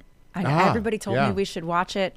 I kind of blew it off. I'm not Isn't really that like into Scottish nobility. And it's time travel. It's actually more about the clans and you know, the battles that they had among each other and all of those kinds of things. And I assume it gets more involved as we get into the series, but it is interesting that you would bring up that and the Stuarts, because that's the Mackenzie clan versus the Stuarts and all of those kinds of things. And I love that history. I'm not well versed in it, but I didn't think I would like the show, but I do because of the historical part of it. So very interesting. Well, the other part here to talk about is the United States. Of course, you know, we obtained our freedom fighting against the United Kingdom. It's a time when, they were the number one power in the world. Yeah, we were pretty ticked about a couple of percentage points of tax on tea. Now, the other thing about that. That was before NIAID and Doge and Leering centers. I wonder what they would say now. So here's a bit of the problem. Our entire legal system is based upon the English system of law. You talk about Magna Carta. Anglo-American rule of law. Sure. And we've had a special relationship. Of course, we had that little war of 1812. Mm-hmm. But really, since the Civil War, we have been strong allies. Sure. With them. In World War II, it was, Winston Churchill, Mm-hmm. whose mother was an American and prime minister, who led the way. Yep. With FDR. But that relationship has been frayed. Indeed, my theory on this is, and I'm very curious your thoughts on it, the reason it's been frayed is because the United Kingdom has abandoned its traditions, 100%. its Christian background, Mm-hmm. and it has embraced open borders and is now being overrun by Islam. Even though the population is only 6%. I agree, though. There are certain pockets where you really, you just can't go there. It's like being in a different country. Very sad. I think they've lost their identity as a country. Like you said, their traditions, their culture has been invaded. And to be fair, it's not just invaded by one group of people, but they have such a loud voice. The woke side of things, boy, they're so loud. They are the squeakiest wheel. And so, yeah, you've got, a mayor of London that is Muslim. Yeah. But just like communist almost, right? Like really going down a path that is Red-Green Alliance. Yeah. Here's the problem, though. Keir Starmer obviously is scared to death of all the Muslims in the United Kingdom. But it's not just Keir Starmer. This is from our buddy Grok. I asked this question. Okay. Is King Charles III pro-Muslim? Yes. Charles III has long expressed strong admiration for Islam, its history, culture, and teachings, often framing it positively in contrast to aspects of Western modernity. Yeah. Yeah. And I mean, they have like Sharia law only in some places in England now. I mean, it's not a very big place either, let's remember. It's like the size of a state. And they've completely lost their way. Their culture is gone.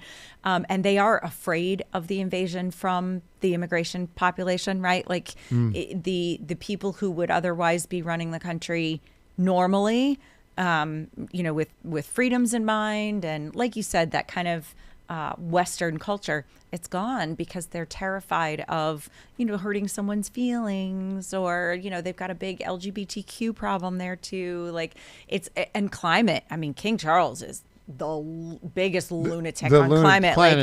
He makes Al Gore look minor. I mean, it's really, really bad. So he obviously has this kind of one world, which is interesting because way back centuries ago, England did want to rule the whole world, and it just kind of seems like he's in for one world government. Again, he issued as king. Yeah. He issued a Ramadan and Eid messages. He hosted an iftar at Windsor Castle. He supports Muslim mentoring programs. He basically calls this, interfaith dialogue. It's not. It's concession to Islam. That's right. It is concession. Really it's concession. And so the question is, has this embrace of Islam, I can't even believe I'm saying this, by the King of England, by the Prime Minister of England, has that destroyed our special relationship with the United Kingdom? I think that's a really big part of it, yeah. I mean, it started to fracture, though. Remember with the EU connections and all of that, we stayed pretty tight with England through all of that. But the European influence on England has been pretty heavy too. They make them feel bad. You got to pay more money to the different things. And it's so much about feelings and less about logic over there right now. Sad. That's not good for a culture. No, I don't see the United Kingdom getting any better. I think I look at it getting worse. Yeah. Yeah. I mean, we've got our own problems over here, though. So what do you think Trump is going to talk to the king about today? What are their agenda in topics? public or in private? Both. So in public, I think he's going to praise King Charles because of that long, I don't know, familial connection. But in private, he's going to slap him upside the head. I think. Do you think so? I think so, yeah. He said, look, buddy. Oh, I think he's going to call him crazy. Yeah. Like, you're crazy. Yeah. Yeah. Yeah. And out of touch. I don't think he'll do it in public. No. But he's going to say, look, your embrace of Islam is destroying your country. Now, the problem is King Charles has been embracing Islam his whole life. He gave a big speech in 1993 at Oxford to promote it. When at that time, 1993, maybe the Muslim population in the United Kingdom had not yet reached 1%. Yeah. Fast forward now, 33 years, the Muslim population of the United Kingdom is 60%. And as I've said, I've got this tipping point theory, right?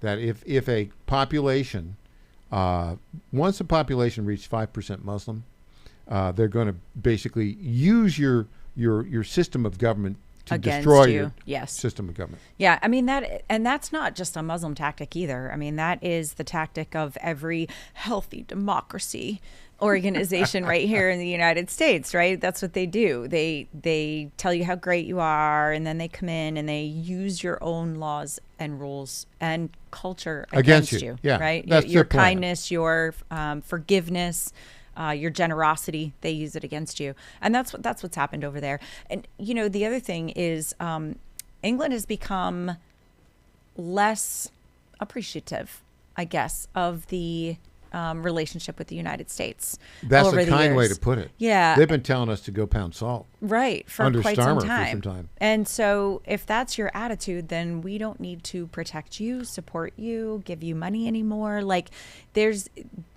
we don't have to have those trade relationships that we've had before, right? We don't need that anymore. And I think that is this reset of the whole world that Trump has been working on for a while. He wants to be friends with everybody, but if you're not going to pay your fair share and be in this relationship 50-50, we don't need you anymore. And he's done really well in the Middle East, getting people to come to the American side of things, at least listen to us and work with us. And I don't think he gets enough credit for that. I would like to see the relationship with England repaired, however. I do think that's a strategic ally for the region, but they have to make such massive changes. I don't know if it's possible. Yeah, I don't see it. I mean, it's a sad thing that the origins of our constitutional republic, the country from which it all originated, even though we had more than a few dust-ups with them, is now going to the dark side. Question for you. Do you think in public or in private, he mentions that England should be more helpful with Iran? Oh, yeah. He'll do that in public. Yeah. Yeah, but that's not really the main point. It's interesting because they're not going to do it. No. Because they're cowardly. I don't think they can. Yeah, they don't have much in the way of a navy or anything. Yeah. I mean, they are a shell of what they once were. Interestingly enough, people, the way history is going to look at King Charles, you might think, the whole Princess Diana fiasco. That is a personal fiasco, but it's not the most important thing about King Charles. The most important thing about King Charles is his embrace of Islam. Okay. You could be right. I think the history books will write it that way. Very, very I think negative. he will go down as a weak king. A do-nothing, useless. Queen Elizabeth had such an impact. Yeah, she was something. Right? She had an impact on countries all over the world. I don't think he impacts anyone. He's I don't weak, think he he's not very influences bright, anyone. and he's prone to personal foibles, shall we say. You think? Back with more after this.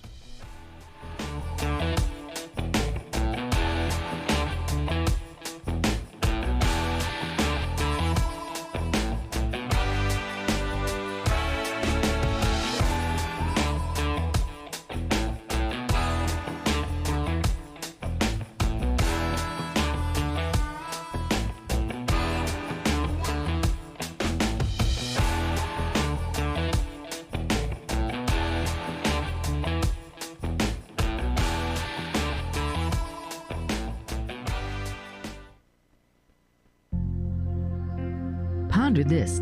Imagine for a moment that you are lying on your deathbed. This is a great exercise to do each day in preparation for your very last day on earth. Think about the tests you've ever taken, the job interviews you've had, and the many life celebrations you've been a part of.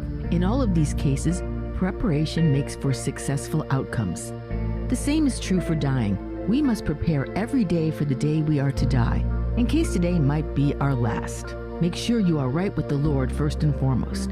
If you are a Catholic, make sure you are in the state of grace by receiving the sacrament of confession often. Next, make sure you are right with your family, friends, and all those who are in your world. Apologize to those who have offended you and mend relationships that need healing. Make each day a preparation for your last day on earth, because it just may be. I'm Susie Kelly, and I am passionately Catholic. Hey folks, John Fredericks here, White House correspondent, your national TV and radio talk show host. There is no better time to follow me on social media than right now. We're red hot. At JF Radio Show, at JF Radio Show. Doesn't matter if you're TikTok, Instagram, Facebook, everything is right there. We're on X, we're on Rumble.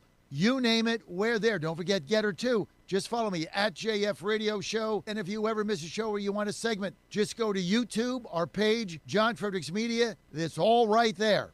Hey folks, Al Green here for SatPhone. When you're on the go, you want to know you're connected. If it's a family vacation or an off-the-grid escape to a remote destination, having reliable communication helps you feel safe and secure. You can't afford to find yourself in a dead zone. That's why you need SatPhone. SatPhones are reliable, durable, and give you global coverage. If you can get outside, you can get in touch. It's that simple. Make calls from your SatPhone to any regular cell phone in the United States. The phones are $1,500 value, but you can get yours free. Just sign up for a 15-month plan, $94.95 a month. Get 150 minutes monthly that roll to the next month. Go 3 months without using them, that's fine. Yes, 3 months, 450 minutes, all yours. Visit SAT123.com or call 855-980-5830. SAT123.com, 855-980-5830. Get surety and security with your SatPhone. Call now.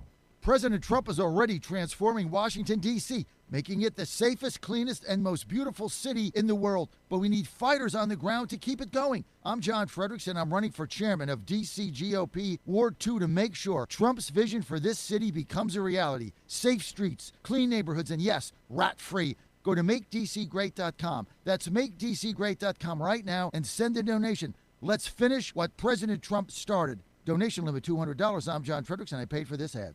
Congratulations to my friend Michael Patrick Leahy on 9 years of journalistic excellence. I'm Lenny McGill, owner and founder of the Glock Store here in Nashville, Tennessee, and a proud sponsor of Michael Patrick Leahy's Tennessee Star Network for over 5 years. When we started, he was on just one local station. Now, he's on 20 stations. His motto, find the truth and report it. And as long as he sticks to that, we'll stick to being a sponsor. And next year, Michael, let's have a party for you right here at the Glock Store.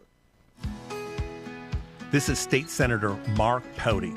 Government is limited to what it is supposed to do. One of the things that is critical that we're supposed to be working on is transportation. Here in Middle Tennessee, our roads need more help. As your state senator, we are focused on getting more money reoccurring without a new tax increase for our roads here in Tennessee. This is State Senator Mark Pody. Paid for by Campaign for Mark Pody, Christina Hibden, Treasurer. Welcome back to the Michael Patrick Leahy Show. Now, here's Michael Patrick Leahy. EJ Haas, official guest host of the Michael Patrick Leahy Show. And all 3 hours. Yeah. This Friday will be EJ. Yep. EJ all day. EJ all day. Yep. How about that? Gonna have a fun casual Friday. I think it'll be a lot of fun. EJ, one of the themes of this program is Democrats really are crazy. Yes. And, you know, with the exception of John Fetterman, I guess. Is he even really a Democrat anymore? I don't think so. I think he's going to have to switch parties after the midterm. Yeah. Because he will be primaried. Oh, yes. And they're already planning that. They're already putting big money behind it. Yeah. And look, I mean, if you're a Republican, you should go over to say, John, come on over. You know, the water's fine. Mm-hmm. Yeah. I think he's got a bit of a mission to, I don't want to say transform, but like maybe revert the Democrat Party back to a more central, normal kind It of will party. not But happen. I don't think anybody it has won't the happen. ability to do that. No, it's gone. It's Yep. gone. So they're all crazy. Some of them have purple hair. This Rose DeLaura, she's like 90 years old. Yeah, with purple hair. Rosa DeLaura. I think she's from Connecticut. She's an idiot. I mean, and she looks like a cartoon character. she does. Yeah. It's almost like she's a creation of AI. Yeah. Yeah. Yeah, that's a great way to put it. Like, So- like if you asked Grok, imagine create the craziest old bat from Connecticut and make her a climate lunatic and a woke lefty activist. What would that look like? It would look like Rosa DeLaura. It would just be a picture of her. So she was at a hearing trying to, I don't know, she was trying to embarrass Lee Zeldin. Yeah, good luck with that, lady. It didn't work out so well. She was the one embarrassed. Let's play this clip right now. When climate change is flooding our streets, poisoning our air, driving up health care and disaster costs, how can the EPA justify abandoning that duty to protect Americans to appease polluters under the false flag of economic growth? Following the law, Section 202 of the Clean Air Act, where does it say anything about fighting global climate change?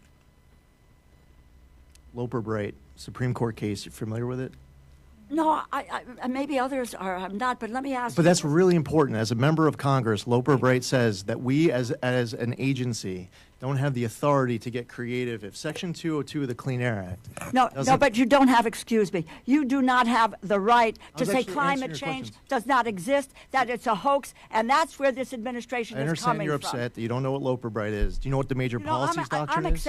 I'm upset because You know what the this major is- policies doctrine is? You know what, let me just You're a say member this of to you. Congress. You should know. Well, you have moved from someone who defended the environment to all of a sudden Being very making defensive a- about not knowing the two biggest landmark Supreme Court cases of the last and year you are with very, regards to your you are question. very defensive about changing your policy and your positions with regard to the environment. Now, Okay. you just Do tell you want me me. to tell you what the two biggest No, Supreme I Court want you to cases tell are of the me- last few years? This is what I want you Michigan to tell versus me. EPA, Whoa. West Virginia versus EPA. You know, you're here because you need money from us. So halt for the second and wait for the questions and answer the questions. Well, I answered your question, No, you and didn't. you didn't like my answer because did you not don't know what answer the Loper Bright is, question. because you don't know what the major policies doctrine is, Chairman, because you're asking me about Section 202 of the Clean Air Act, and you don't read it. You don't know what it says. Listen, and what you want to do is to deny. You want No, to. I actually read the law. I do my homework.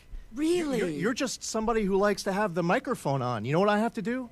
I read the law. No, I Mr. read the Chairman, I Supreme don't have Court to listen cases. to this, and I would say No, this, what you should do that for your this- constituents is actually read statute. This budget is at real risk. Read Let your me tell Supreme you, Court. This is the Appropriations Committee. Oh, you come here. you care and about you science? tell Now us- you're threatening to defund it? Oh my God! No, you don't fund Because science. you don't know what Loper Bright Okay, is. so just so you know. That's a great Yeah. line. Yeah. You say you care about science, but now you want to defund it? Like, what? Well, Loper Bright, by the way, is a 2024 Supreme Court decision, which basically threw out a 1984 decision by the Supreme Court, the Chevron decision, which was called the Chevron deference. What does that mean? It meant under that decision that you would have to defer, the courts would have to defer to regulatory agency rulings based upon broad congressional authority. And Loper Bright said, the court said in Loper Bright, that's crazy. The regulatory agencies are not legislative bodies who make law. Right, right. And if they misinterpret the law, don't pay any attention to it. Yeah. Hello. You know, it is funny because Democrats know sound bites. They know the little clips that somebody in their office, one of their little legislative aides, gave them. Hey, this will get you on the news. Go World say War this thing. 11. Right? Again, it's like it's incident after incident of them just looking like fools because they actually don't know anything. So you've got this woman. She is funded by, are you ready for this? Sierra Club PAC. Sure. Donates to her, of course. The NRDC Fund, it's the National Resources Defense Council, the League of Conservation Voters, which is just a silly group that, you know, they mask themselves as democracy, but really what they are is a lefty-leaning organization. I mean, these organizations are feeding her talking points. Unfortunately, at her late stage of life, and advanced stage of what looks like dementia, I don't think she is capable of making a valid argument in a committee hearing like this. No, I don't think so at all. Yeah. She's loony. Yeah, she's officially loony. Democrats are loony. And on that note, that's the theme of the day. Theme of the day. E.J. House, thanks so much for joining us today. See everybody Friday. You will be running the whole show on Friday. Yep, please tune in. I got neat things in store. I'll be on a junket in an island in Florida. Nice. But I'll be back the following Monday. Sounds all right, good. Up next, if all goes well, a fully recovered journalist, Clint Brewer, will be here in studio. I'm Michael Patrick Leahy.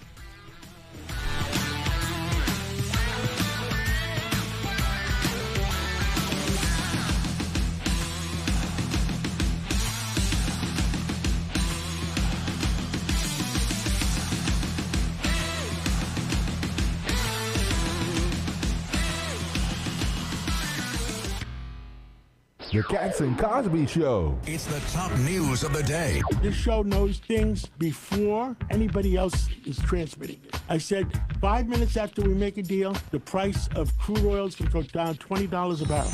Well, it went down $20 a barrel today. It did. 15 days from now, and if it looks like we have a good deal, it'll go down. Cats and Cosby, 5 Eastern, 4 Central on the John Fredericks Media Network. And that's a good sign for us, obviously, and for the free world. When you're learning something new, experience matters. At Lifestyles Unlimited, we've spent over 30 years teaching people how real estate investing works and how to build income with a clear, step-by-step strategy. Our program is designed to help you learn what to do, why it works, and how to take action at your own pace. Join today for just $297, a 60% savings off the regular price. Text radio to 88007. That's RADIO to 88007. Presented by Lifestyles Unlimited. How much did you win at Rosie's Gaming Emporium? Hi, I'm Jerry from Richmond. I won a $23,000 jackpot at Rosie's. I'm Tammy. I'm from Newport News, and I just won a $5,400 jackpot from Rosie's.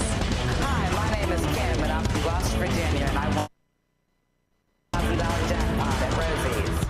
Are you ready? Learn more about Rosie's rewards and jackpots at rosiesgaming.com. Must be 18 or older. Problem gambling? Call 1-888-532-3500. John Fredericks loves his radio and TV audience, but did you know how to follow the Godzilla of Truth wherever you go? Download the John Fredericks Radio Show app to listen live nationwide. For the daily chit-chat, Trucking the Truth, download the Getter app and join the morning fun on Getter Live from 6 to 10 a.m. Follow John Fredericks on Getter, Truth Social. WENO Nashville, KQPN West Memphis. Listen 24/7 with the News Talk 760 app, available in the Apple Store and Google Play. News this hour from Town Hall. I'm John Scott. King Charles III will be addressing the U.S. Congress, becoming the first British monarch to do so since Queen Elizabeth in 1991. That speech expected to highlight the strong bond between the United Kingdom and the United States, focusing on shared history and democratic values. The royal couple will continue their U.S. trip later this week with stops in New York City and Virginia.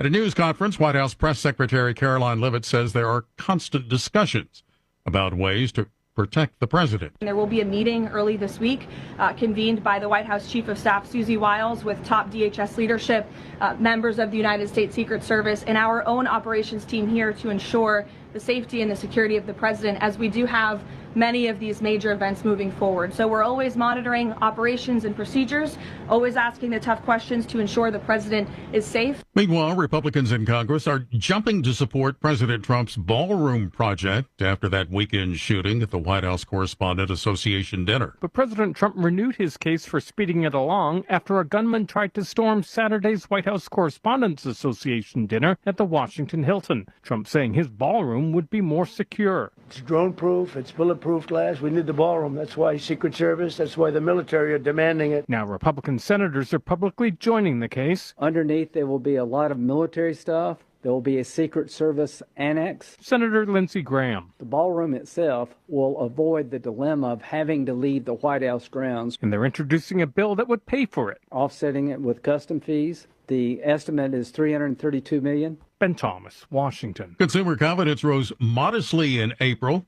The Conference Board reports its Consumer Confidence Index inched up to 92.8 in April from 92.2 in March. More on these stories from townhall.com. If you want unlimited talk, text, and data on a super fast network, Big Wireless will sell it to you right now for as little as $70 a month. Or you can buy it from Pure Talk for half of that. I'm talking about unlimited talk, text, and data for just $34.99 a month. But wait, there's more. When you switch to Pure Talk, you'll be switching to an American wireless company that's committed to keeping 100% of its customer service in this country. I appreciate that. In fact, that's why I switched. I also appreciate the way they support our vets and our skilled workforce. Dial pound 250, say micro, and get unlimited talk, text, and unlimited data for just $34.99 a month. That's pound 250 micro. Stop paying twice what you need to pay for the service you want and switch to an American wireless company that actually stands for something. Pure Talk. A suspect pleads guilty to plotting an attack on superstar Taylor Swift's 2024 Vienna concert. Austrian media says a man accused of plotting to attack one of superstar singer Taylor Swift's concerts in Vienna nearly 2 years ago has pleaded guilty at his trial starting Tuesday. The plot was thwarted, but Australian authorities still cancelled Swift's 3 planned performances for that period. The media assembled outside the courtroom in Wiener Neustadt, waiting for the arrival of the 21-year-old Austrian citizen known only as Baron A, in line with Austrian privacy rules. The defendant faces charges including terrorist offences and membership in a terrorist organisation. I'm Charles Tilledesma. 4 people wounded. That's after a gunman opened fire at a Social Security office and a courthouse in central Athens. That suspect, reportedly an 89-year-old man, fled the scene, but he has since been arrested. News and analysis at townhall.com. Here's the midday Wall Street Business Report. The United Arab Emirates says it will leave the OPEC oil cartel effective May 1st. The UAE made the announcement today via its state-run news agency. It says the decision reflects the UAE's long-term strategic and economic vision and evolving energy profile. Pump prices continue to climb. AAA's national average for regular, $4.17 a gallon. Prices do vary from state to state. California's average is $5.96. President Trump says pump prices will tumble once the Iran situation has been ironed out. BP's profits more than doubled in the first quarter. As the war in Iran continues, the average price for gasoline hit a new high for the year in the U.S. BP earned $3.84 billion, or $1.47 per share for the quarter. For the Wall Street Business Report, I'm Rich Thomason. More on It's the Michael Patrick Leahy Show, broadcasting live from downtown Nashville. Now, here's Michael Patrick Leahy. And welcome back to the Michael Patrick Leahy Show. We're indeed broadcasting live from our studios in Nashville, Tennessee. If you want to call in, our number, 615-814-2848. That is 615-814-2848. We need 3 things from you. Number 1, your name. Number 2, the state in which you reside. And number 3, your topic. So 615-814-2848, 615-814-2848. You can also watch us live 3 hours a day, every weekday, from 9 a.m. Central to noon on Central, on a couple of venues. One is Rumble, one is YouTube, the other is, what else do we have here? Oh, we got Roku TV, Firestick TV, Apple TV, and you can also watch us on my X feed, Michael P. Leahy. We are delighted to welcome to our microphones right now the always debonair Clint Brewer, a fully recovered journalist, public affairs specialist. Clint, you're looking sharp today. Thanks, as are you, Michael. Are you on a sales call? Or I'm always on a sales call. You are. You know what they say, always be closing. ABC. ABC. You're always the man. You know how to do it, don't you? Yeah, you know what it takes to sell real estate, don't you, Mike? Tell me. Well, I can't say it on the air. Okay. Clint, on Friday night, I was the master of ceremonies for the Davidson County Reagan Day dinner. Outstanding. And the keynote speaker there was Tim Burchett. He was hilarious. As always. I learned so much about him that I did not know. Yeah, he's a great guy. Did you know how he got into politics? That I don't know, no. Well, I'll tell you. I didn't know this. So after he graduated, he's so self-effacing. He said, well, it took me 6 years to get through the University of Tennessee. Well, it took me 5, so he's got me beat by 1. But still. And he decided to set up this business that had to do with taking mulch from the city that they were basically paying people to get rid of, and he took it. And anyways, he did that for a year, made some good money, and then the environmentalists shut him down. And he got so mad at it, he decided to run for a state rep. And he just knocked on doors, and he won. And that the rest, as they say, is history. So it's a great Back great when you story. could just knock on doors and win. Yeah. Senator Bill Hagerty also spoke. Mark Pody spoke. Jack Johnson spoke. And so it was all really great. They gave me august group. I'll show you this here. I'll show it to you. This is a Tennessee Senate resolution. Did I tell you about this? You did. You told me the one guy who didn't vote yes. Yeah, there we go. So here we go. This is a very nice. Look how nice this is. And look at this. It's basically, it says, I did some good stuff. Yeah. Okay. We go through the law. It was, and at the event, I didn't know they were going to present it to me, but he presented it to me at the event. There were like 500 people there or whatever the number was. That's nice. And it's sort of embarrassing when you listen to all these things about how wonderful you are. They're true, of course, but my point is that, I my close friends and family would know, but there's 500 people being subjected to this whole stuff. Right. But it's a pro forma kind of thing. But a couple things to point out about this. So if you look at the signatories here on this, Governor Bill Lee actually signed it. Yeah. Which is kind of interesting. Now, how many, he gets poor guy's got to sign all sorts of these things, right? Absolutely. But I have on occasion torched them. You've on occasion. On occasion. Yes. Although the past couple years he's done a lot of since the great school things. choice thing started, you've been pretty complimentary. Also, Lieutenant Governor Randy McNally. Yeah. On occasion, I've torched him. Mm-hmm. Speaker of the House, Cam Sexton. On occasion, I've torched him. Is there anybody you haven't? maybe Senator Hagerty. Well, now Senator Mark Pody. I haven't really. He's a signatory. I haven't really torched him. Clark Boyd, no.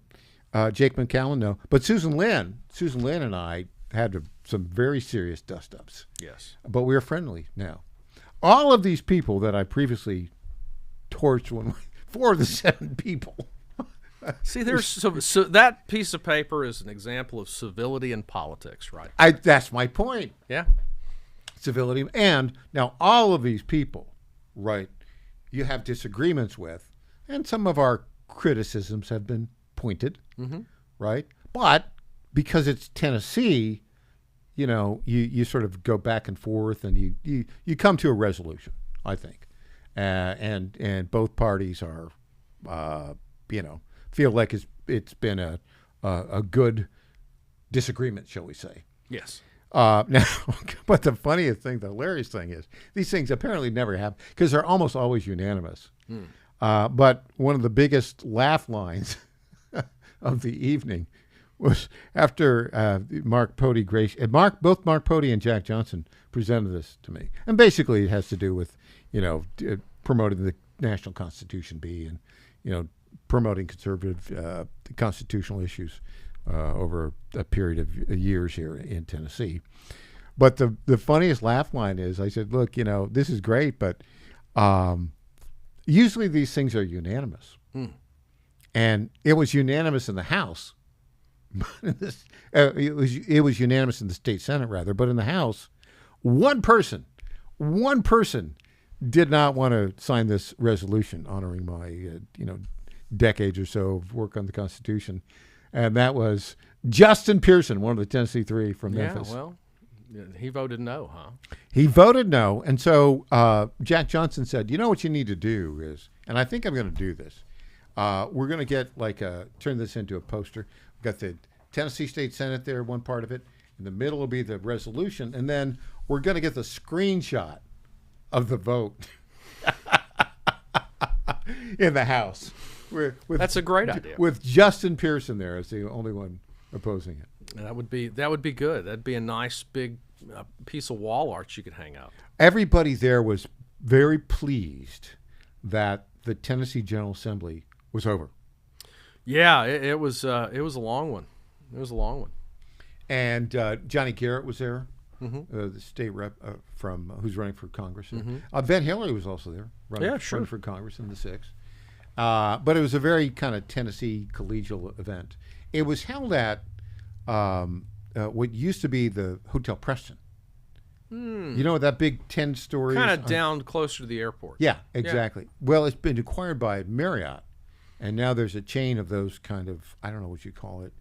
It's, you know, a different kind, not quirky, but kind of unique kind of hotel. Right. It's called the Delta Hotels now. But the event was very nicely done. So that's great. Yeah, it was a lot of fun. Mostly, though, what I felt in the audience, and I was very...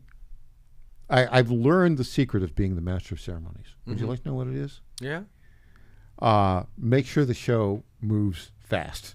Yes, to keep the train running on time. Keep the train. And it turned out to be the entire event was about an hour and a half. That is a very tightly run event. It was tightly run. And of all the things that happened, most people were appreciative of the fact that it was an hour and a half. Well, I'll share with you the advice I give everyone that I consult with and help with their public speaking.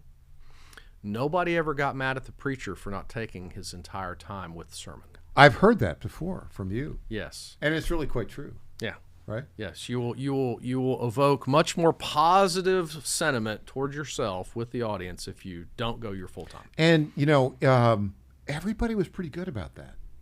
You know, Bill Haggerty had 10 minutes.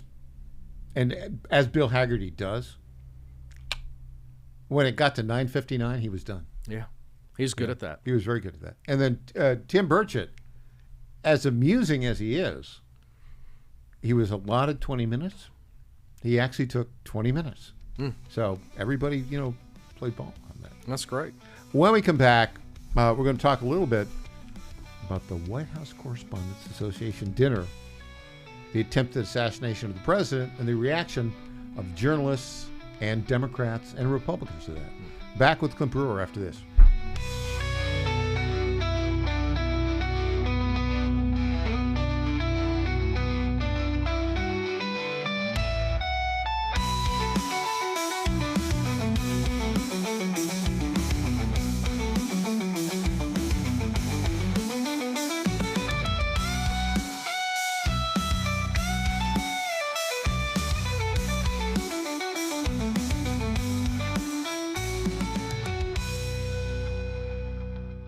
Hi folks, John Fredericks here for Freedom Alliance. Veterans are still struggling with the wounds of war. They came home with injuries that changed them forever. The flag-burning troublemakers in our streets remind me how fortunate we are to have patriots who served and fought, sacrificed, and never complained. We need to support them through organizations like the Freedom Alliance. It's Military Appreciation Month and time to support those who serve. Freedom Alliance is caring for combat veterans and military families. Combat veterans fought in the worst, most dangerous places on earth. Freedom Alliance takes them to nature's most relaxing locations so they can heal. Freedom Alliance gives injured troops mortgage-free homes, new cars, and all-terrain wheelchairs. For wounded vets, there's nothing like the stability of your own home, the reinsurance of a reliable vehicle, or the independence of a wheelchair that navigates snow, ice, beach, pasture, or most any terrain. Let's fight for those who fought for us. Go to freedomalliance.org/Godzilla and make a monthly gift that will improve the life of a military hero. That's freedomalliance.org/Godzilla. Make a contribution today. If you're like me, most moms find it difficult to prioritize self-care.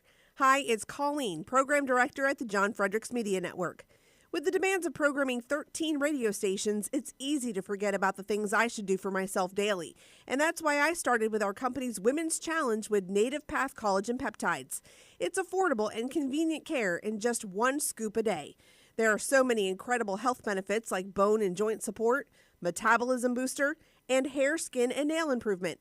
I like to take a moment each day to prioritize myself and indulge in the health-boosting benefits of Native Path Collagen Peptides. I love mixing it up with all the different smoothie recipes, too. Learn more about Native Path Collagen Peptides and read 7 important reasons why you should be taking collagen peptides at getnativepath.com/Godzilla. Prioritize your self-care with Native Path Collagen Peptides. Try it risk-free for as low as $21 today and get free shipping at getnativepath.com/Godzilla. Target.com. Target.com is an online e-commerce tire retailer. We are here to serve the American public with the best possible customer service, the best pricing, and we make it extremely easy. We have many name brands and a lot of low-cost tires. The price is right, and it's easy. You go online to Target.com, Tireget.com, Target.com. You go there, you put your zip code in, all the inventory displays right in front of you. You can call in for help if you want to. We'll help you get the tire that you need. But we will take the tires you buy and at no extra charge deliver them to the dealer right by your house where they will be installed at the market price. It's easy. The best price, the best service. Great people to deal with. Thank you for going to Target.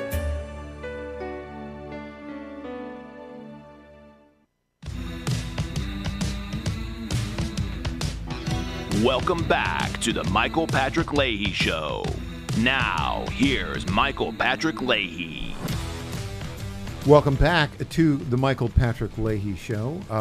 In studio, fully recovered journalist, a good friend, Clint Brewer, a public affairs specialist. Yes, thank you, Mike. Interesting. We've got a report here. This is sort of a breaking news. Supreme Court of Virginia keeps the injunction against certifying the referendum results. That's interesting. That's just the injunction. It's not the full ruling. Right. But the attorney general there, this guy that, wanted to, he said in emails he wanted to kill the Republican leader of the Virginia House. Yeah. He wanted to get the injunction removed. They've still got the full hearing to go. But, we'll see. Yeah. They're playing hardball. They are. That's an important situation. Ken Cuccinelli thinks that the Virginia Supreme Court will throw out the referendum. But we'll see. Meanwhile, you got Ron DeSantis saying, okay, we're going to redistrict Florida and we'll get those 4 seats back. Right. I moderated a panel over the weekend for the Tennessee Bar Association, and I had to do a little research. Did you know now there are 19 states where both legislative chambers have a Republican supermajority and 9 states where Democrats have a supermajority? Didn't know that. Yeah. So, all this activity does have a net effect. Yeah. Well, if it's a supermajority, the party will ram down what they want to do. Yeah. So interesting. Well, it's all kind of up in the air. Speaking of up in the air. When did you learn about the shooting at the White House Correspondents Association dinner Saturday night? I mean, just right after it happened. Really? What it just popped up on Twitter. Popped up? Yeah, it just popped up on What was X. your immediate reaction to that? My immediate reaction was I just assumed they were going after the president. Yeah. Whoever it was, whatever person or entity it was just going after the president. And I made the assumption that it was similar to the Charlie Kirk assassination, that it was somebody politically from the left.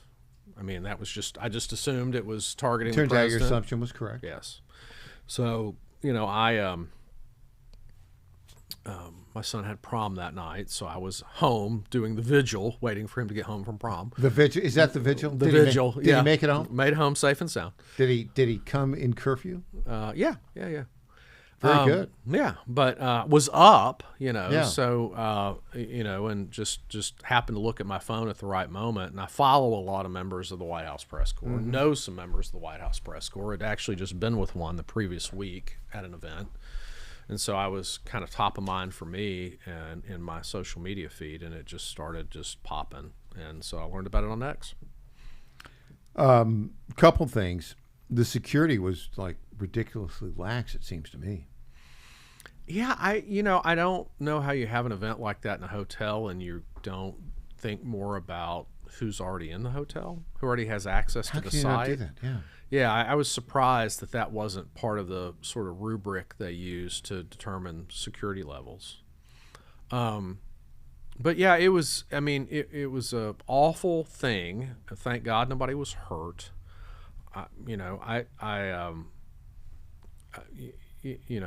guess the shooter's lack of success just tells you firearms aren't for everybody. He didn't really know. Thank goodness he didn't know what he was doing. I mean, he didn't have any expertise at all, training, any kind of idea clearly about how to use the firearms. So that's a blessing, right? I mean, he was not prepared for the act he said he wanted to commit. I found it interesting that, and I guess this is just sort of the age we're in, members of the media started reporting live on it from the spot. Yeah. You know, the funniest thing I heard was, of course, he's an older gentleman now, but Wolf Blitzer, after the appetizer, had to go to the bathroom. Yeah, because he's an older gentleman. He's an older gentleman. He had to get up, find the restroom. And so when he came out of the restroom, he was in the immediate vicinity of the shooter. And so police, and I've heard this account, him tell it live, rushed him back into the restroom along with some other guests, and then they captured the guy. And whatever you think of Wolf Blitzer or CNN, what I liked about it was he just immediately starts reporting. Mm-hmm. And I was listening to a podcast this morning, and it's kind of a younger set of commentators who commentate on media, and they were astonished about how quickly Wolf Blitzer could go into cable TV guy mode and just start immediately saying, like, reporting the story like it had been written for him and he'd been reading it for 2 hours. Well, he's been doing it for 50 years. I was like, and I just sitting there listening to this podcast going, that's called expertise. That's called being a practiced member of the media. That, you know, everything doesn't require an hour-and-a-half podcast to say. You know, I love podcasts, but these guys were just like in astonishment that he could just spin on a dime and do that so quickly. And I was like, no, I'm not astonished at all. The guy's like, he's a pro, you know, regardless of what you think about his commentary or his politics. He's been doing it forever. He's been in war zones. I mean, he just turned it on and turned his phone around and jacked into the station and started talking. Was it wise to schedule this event at the Washington Hilton? I mean, I think they've been doing it at venues like that for a long time. In this current environment, did it need perhaps some more thought in retrospect? Sure, of course it did. I mean, I would think that if you're going to have an event like that with the president, the vice president, members of the cabinet, and a couple thousand reporters, you probably ought to think about who's in the hotel. You also ought to, I think that it was a mistake to have so many cabinet members there in the same room. That was interesting. I was surprised at that. That's a surprising thing. Because you look at it, okay. The line of succession was, a lot of it was sitting there. I made a joke that actually the entire line of succession was there. The president, the vice president, the Speaker of the House. That's 1, 2, 3. Right. Right. Do you know who's fourth in succession? Besant? The president pro tem of the Senate. Oh, okay. I mean, Charles Grassley, 92. He was not there. Oh. But but the entire cabinet was there. Right. That's not good. Yeah, the whole thing needs to be rethought. They need a better location to do it. I think they should keep doing it. I mean, over the years, it's been, there have been some things said there that have changed the course of American history. You could argue that Donald Trump's entire political career began at a White House Correspondents' Dinner. I agree. Tell us why. Because Barack Obama, as president, insulted him. At that event? At that event. In 2014? When was it? 15. 2015. So they had this event. Barack Obama basically said, there's some talk here. I'm going to paraphrase it. Donald Trump was in the audience. Yeah. There's some talk. He said basically the biggest joke of all is that Donald Trump is thinking of running for president. Right. And the reporting is that's when Trump said, I'm going to run for president and I'm going to win. Yeah. It'd be like as if Trump had made fun of Stephen A. Smith. Right? Yeah. I mean, it made him the butt of the joke in front of all those people. Speaking of Stephen A. Smith, we have a clip of him talking about the aftermath of the shooting. Clip 15. What I will say is this. I'm sick and tired of us giving lip service to the narrative of dialing down the rhetoric. We need enough of that. Stop talking about it and do it. Stop talking about it and do it. You know, let's debate policy. Let's talk about what's actually happening in our country from a policy perspective, whether we agree or disagree and why, as opposed to engaging in name calling, speaking about people in incendiary and derogatory fashion, and fomenting and feeding into the hostility and the ire that some sick individuals out there want to exercise. Well, that's Stephen A. Smith. Some people have said that, you know, I've been trying to talk him into running for president as a Democrat. Yeah. He would be the only sane candidate among the Democrats. He's talking about policy. If he starts examining the Democrats' tax policy, he might run as a Republican. He makes a lot of money. Yeah, I know. He's not going to run, by the way. Yeah, the reason, I'll tell you, would you like to know the reason why Stephen A. Smith, he can't afford to, because he's making, what, $5 million a year? I think it's closer to 30. $30 million a year. It's a lot. He's one of the most well-paid broadcasters on television. I think he's probably worth it. Yeah. No, I mean, he because he brings something. ESPN is a failing business model, and he is one of the few things that keeps people coming back to. Is it a failing business model? Oh yeah, it's not made money in a very long time. Really? Yeah, it's a loss leader for Disney. Yeah. I didn't. Clay know. Travis has documented that extensively. It's one of his favorite topics. Yes, because he made money. Well, I don't know if Outkick is making money, but he made money off it. Yeah. Because he sold it to Fox for like, what, $110 million or something? Yeah, he did well.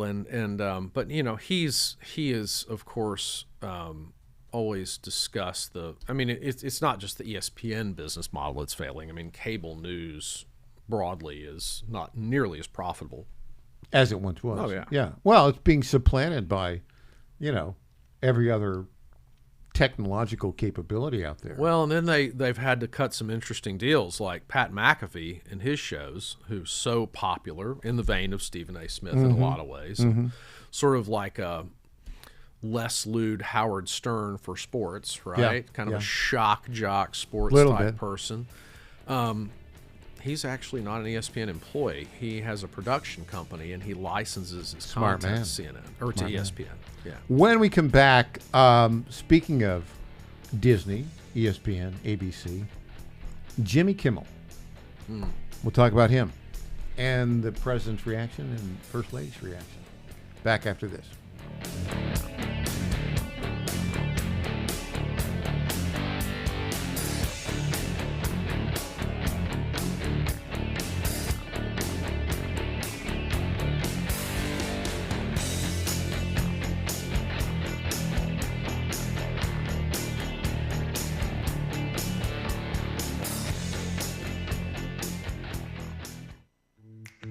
EJ Haast here, founder of the Digital Footprint Management Agency and the official guest host of the Michael Patrick Leahy Show.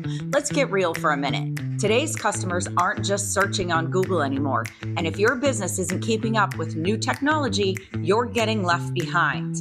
Customers are asking AI, they're scrolling socials, they're checking maps. Does your business show up everywhere your customers are searching? Go to getfoundeverywhere.com and get your business to show up across AI search tools, social platforms, maps, and more. Need smarter ads that actually convert? We've got it. Need a modern website built to rank and perform? Done. Want to show up in AI-driven search results your competitors don't even understand yet? We've got you covered. See how easy it is to grow your business, get more customers in the new search era. Go to getfoundeverywhere.com today. This is State Senator Mark Pody. Government is limited to what it is supposed to do. One of the things that is critical that we're supposed to be working on is transportation. Here in Middle Tennessee, our roads need more help. As your state senator, we are focused on getting more money reoccurring without a new tax increase for our roads here in Tennessee. This is State Senator Mark Pody. Paid for by Campaign for Mark Pody, Christina Hibden, Treasurer. I'm Lenny McGill, founder and CEO of Glockstore.com. For over 30 years, I've supported the Second Amendment rights of free men and women to protect themselves and their families with firearms. We offer the very best in both selection and prices on Glock handguns, custom Glocks, Glock magazines, and high-performance shooting accessories at Glockstore.com. We also have the finest retail showroom and our Shoot 270 shoot rooms right here in Nashville, Tennessee. Come visit us at Glockstore.com, and you'll be glad you did. This is Michael Patrick Leahy. I want to say a few words about our friends at DT McCall's.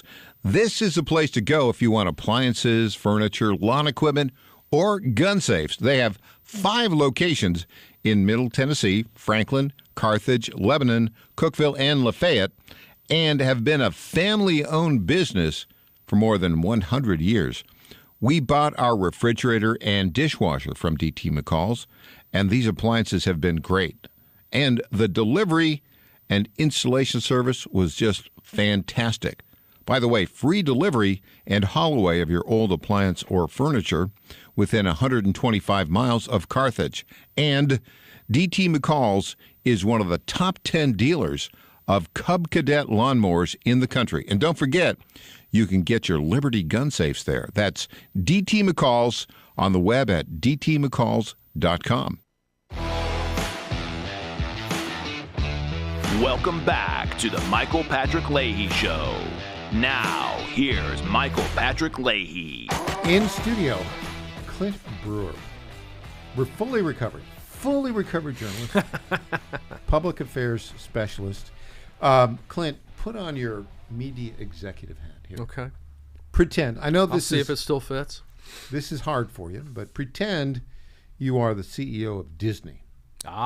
Just pretend. I'd start by making better Star Wars movies. It's done. I'd start. That would be my first order of business, is to review the upcoming portfolio of Star Wars movies. Trash it. Trash Star Wars. Start over. No, not trash Star Wars. Just start over. They've ruined it. I mean, they're all silly. Well, they won't make the movie that everybody wants to see. Which is? Vader. Oh. Remember how the origin story? Patrick's nodding his head. You know exactly what I'm talking about. No, what is it like to actually be Darth Vader? And, the entire movie needs to be like the closing scene of Rogue One. That's what everybody wants, and they won't make a grown-up Disney movie.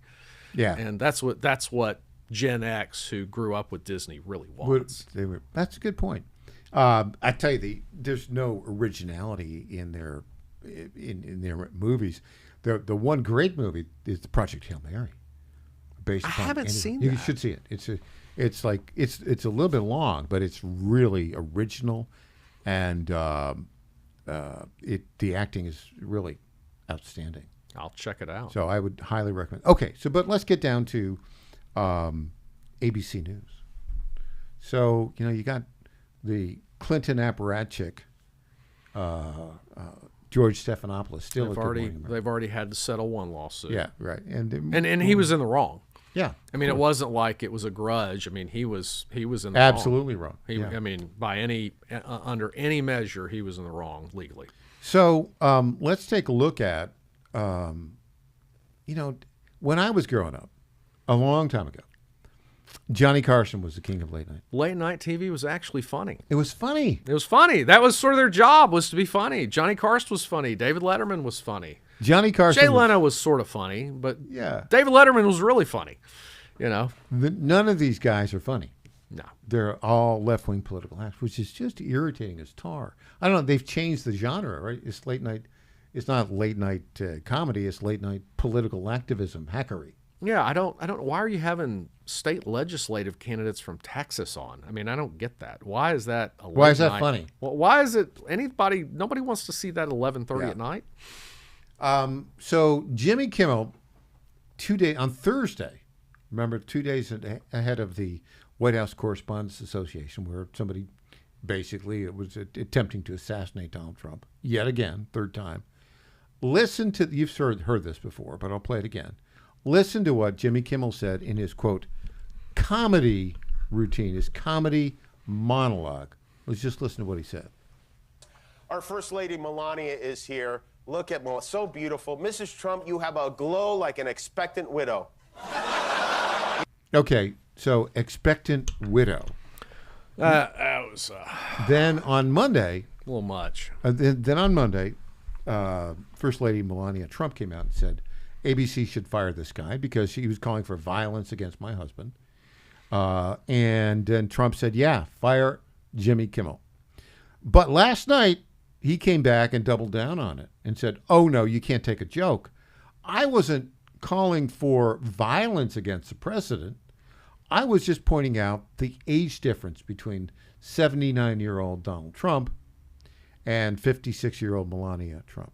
Well, Donald Trump's father lived to about 90-something. Yeah, but either way, I mean, you're talking about a country where, I mean, you've had multiple assassination attempts on the president. I mean, Yeah. what did he imagine most people were going to think of? Most people would have the thought age difference, which No. people aren't really fixated Nobody's on, or the political violence. in this It was country. political violence. And by the way, the 31-year-old guy, Cole Thomas Allen, who attempted to assassinate the president on Saturday. Bought his firearms in the state of California legally. Yeah. So, are those gun laws really working out there? Apparently not. No. And what he did was apparently he took the train from California. He lived in Torrance, California. He was a part-time tutor for a company called C2. He was not a public school teacher. No. And he was a kind of amateur gamer. He lived at home with mom and dad. Little failure to launch. Little bit. Yeah. Little failure to launch. But he took his weapons and he didn't go on a plane with them. He took a train to Chicago and then a train from Chicago to Washington, D.C., where he got a hotel room at the Washington Hilton. Yep. And then apparently, he went down and he assembled the weapon in a utility room, and then he started that run. Mm-hmm. The now infamous run, if you will, infamous run. Okay, so back to you're the president of Disney. What do you do about this Jimmy Kimmel situation? I don't know. I mean, you can't, it's, I mean, jokes are only jokes if they're funny, I guess is what I would say. Well, Jimmy Kimmel has been funny in 15 years. Yeah, but I mean, like, they can't be vague like that. You can't, it's not responsible on a subject like that. I don't care who you are, whether, and look, I'm all about comedy. I think comedians are one of the, I mean, frankly, I think comedians make a great contribution to society. I love comedians. And Jimmy Kimmel's the edgier the better in some regards. Well, that's what he's supposed to be. I mean, he's supposed to be a humorous, celebrity personality in a format that has always been associated with comedy, right? Mm-hmm. And I just think you've got to be more responsible. I mean, you can't. I mean, Stephen A. Smith. Maybe we need to send Stephen A. Smith. They work for the same company. Maybe they need to send Stephen A. Smith in to sit Jimmy Kimmel down and explain it to him. Won't work. But I mean, because his wife is the right chief writer of the show, Jimmy Kimmel's wife. Yeah. And so she's she is awful. Yeah. In that sense, angry? Did the comment predate or 2 days? Was it after? 2 days. 2 days. After the 2 days before the event. Okay. He said that, and then last night he doubled down on it and tried to say, when you're explaining a joke, it hasn't worked. No. Right. No. And it wasn't a joke. No, and it was an invitation to violence. Is the argument I would make. Well, I don't know it was an invitation, but it certainly ignored the fact that the president had already had 2 attempts made on his life, one very serious, near miss, and then we had the, most high-profile political assassination in this country last year since Martin Luther King. Mm-hmm. And you just, at some point, I don't care if your role is to be, I mean, it sort of wants to have it both ways. He wants it to be a joke when it's convenient to be a joke, and then he wants it to be social commentary when his friends are all listening, right? And you can't have it both ways. And I just think everybody in the media needs to be more responsible. But he's not going to be. And so the question, though, back to, well, if you were the president, you gotta bench him for a couple of weeks. I mean, Is that all you do? You got to suspend him. I mean, you got to start there, and then you got to have a very serious conversation with him. Like, look, we want to support your right to do the show we hired you to do, but as a network, we have a responsibility to the American people. And while what you're doing is not journalism, you have a responsibility not to contribute to the problems in this country. And you can call that a joke all you want to. It's not funny. And, 77 million people voted for Donald Trump. And can you imagine what would happen in this country if one of those attempts had been successful? Can you imagine what that would mean let's to just think day-to-day about life this. here? Let's just think about this for a moment. What is the probability that more crazy people are going to try to kill President Trump? Well, it's very strong. It's 2026. Yeah. He took office at the top of 25. Yeah. Right? So we are, so what is that, 12, and it's April, it's basically May. We're 16 months into his presidency, and going back to the campaign, he's already had 3 assassination attempts. I think it's high, right? I think it's very high. And nobody in the media, I have seen some responsible journalists saying that, political violence is now almost solely in the province of the left. Yeah. There was a good piece in Puck. It's a high-end publication. It doesn't have broad distribution. Mm-hmm. It's kind of an insider publication. But one of their main guy named Peter Hamby wrote a piece saying the statistics don't lie. This is where we are, the New York Times aired a podcast with 2 commentators justifying theft in New York. Yeah.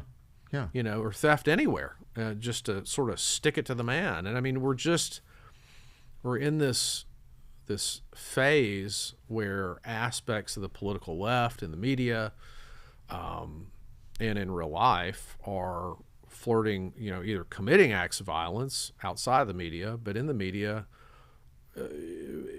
inadvertently or intentionally fanning the flames. So, and I just don't know how a responsible news network with an FCC license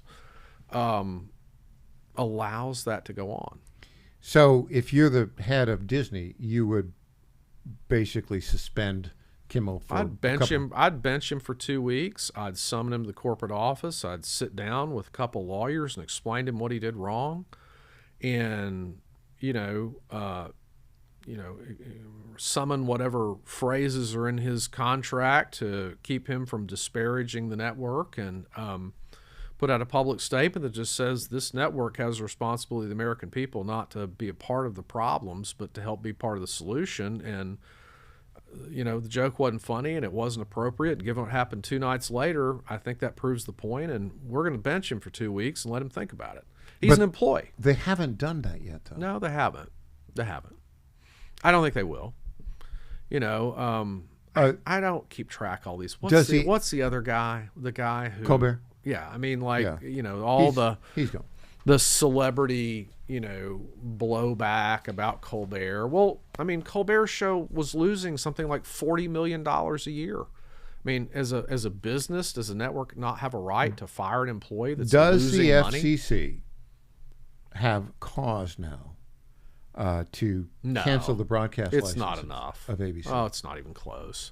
You can't do that, and it wouldn't be right to do it based on one show and one guy. And but I think ABC News needs to take some responsibility. I'm not saying take him off the air. I'm not saying fire him, but when you make a comment like that, and then what happens at the White House Correspondents' Dinner happens, and then you double down on it after the fact, that's just reckless.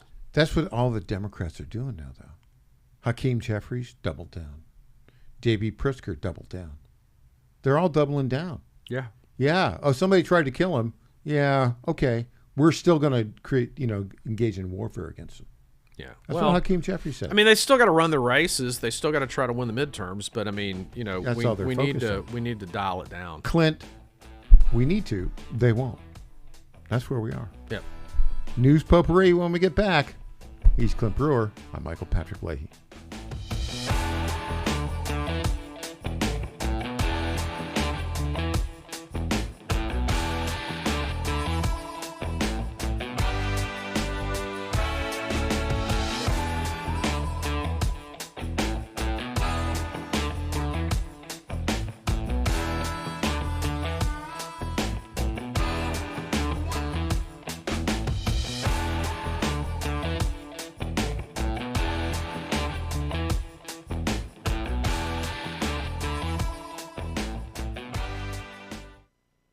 is Tom Carmichael, CEO of Soul Tea, a supplement to help you have a healthier heart and stronger cardiovascular system. At Soul Tea, we regularly get emails from our customers telling us how Soul Tea has helped them. Like this one from Kelly. Hello, I'm 58 years old and have had high cholesterol for years. I wanted to stay away from prescription drugs. My husband and I have been using Soul Tea for about 13 months. My results have been amazing. My cholesterol levels went from 291 to 129. I am so impressed with Soul Tea and want to thank you. Now, in my own case, my bad cholesterol dropped from 130 to 89, and that was 20 years ago. I'm 75 years old and I take 0 prescription drugs. To get a great deal on Soul Tea, please go to GodzillaHeart.com, and when you check out, use the code Godzilla to get our best deal, which is 50% off your first shipment and then 3 bottles for the price of 2 thereafter. You don't have to live with a broken heart. Do you suffer from Try declining Soul Tea bone and today. joint health? Hi, it's Tina with the John Fredericks Media Network. And when I heard about our company's Women's Challenge, I jumped on the opportunity to test this amazing supplement that's already restoring my bone density, soothing my joint pain, and helping me regain lost mobility. I've experienced so many benefits in such a short time with Native Path Collagen Peptides because they support my bones and joints, boost my metabolism, and unleash the most radiant skin and hair since my 20s. In just 2 weeks, my knee stiffness is gone, and I'm already hitting the gym more aggressively. And I get so many compliments on my glowy skin and shiny hair. Native Path Collagen Peptides are so easy to take. They're tasteless, odorless, and mix great with my morning coffee. Read thousands of 5-star reviews at getnativepath.com/Godzilla. Level up your self-care with Native Path Collagen Peptides. Try it risk-free for as low as $21 today. And get free shipping at getnativepath.com/Godzilla. In 2008, the amount of concentrated time people could spend on a task without becoming distracted was 12 seconds. 5 years later, it was only 8 seconds, 1 second less than a goldfish. If you're often distracted or have trouble recalling information, you're likely to fall behind in the demanding, fast-paced 21st century. In other words, brain performance is more critical now than ever. Boost your brain power with Healthy Cells Focus Plus Recall. Science-backed nootropics to help you sharpen focus, concentrate longer, enhance recall, improve mental speed, learn rapidly, and be more alert. It's a pill-free brain supplement made with maximum absorption ingestible gel technology, designed to feed your brain at the cellular level. Take it for a test drive. Go to healthycell.com and use code GODZILLA for 20% off your first order of Focus Plus Recall. That's healthycell.com, code GODZILLA for 20% off. Welcome back to the Michael Patrick Leahy Show. Now, here's Michael Patrick Leahy. And welcome back to the Michael Patrick Leahy Show. Clint Brewer here in studio. Clint, guess what? It's that time of day again. It's time for News Potpourri. Already, the hour is flown. I know. Yes, ladies and gentlemen, News Potpourri. This is the portion of the program where we talk about those stories that are of note, don't necessarily merit a full segment, and may have a touch of what? Of what? Irony or my special interest? Yes, this is the mic. The whole show is your special interest. These are snippets of special interest. This is the Leahy Rorschach test, everybody. That's what this is. That's a good phrase. Yeah. That's a good phrase. Will you pass that test? I don't know. Hey, this one I like. You know, State Senator Mark Pody. He represents your He's area. my state senator, yeah. Yeah. I've known him for a long time. Good guy. He actually, this is interesting. He passed a bill which gives school districts the option to allow school districts to display the 10 Commandments. Yeah. Okay. Now, this is fascinating because, and Mark is going to be here tomorrow in hour 3 to talk about this and other things. So, Rutherford County Schools passed a resolution to display the 10 Commandments in schools. So they're going to do that. Unanimously passed that. Okay. You know there'll be court challenges. Oh, yeah. But, Sure. see, I think there's a good argument here for it, and I'll tell you why. The argument is not if you display the 10 Commandments not for the purpose of religious education, but as part of the civic education of the kids as to the origins of our constitutional republic. I think that's a very good argument. It'll be tried in court, and Attorney General Scarametti will defend. Yeah. We'll see. It'll definitely get challenged. Yeah, of course. Yeah. I'm glad it will be challenged because I think we've got a good shot at winning that.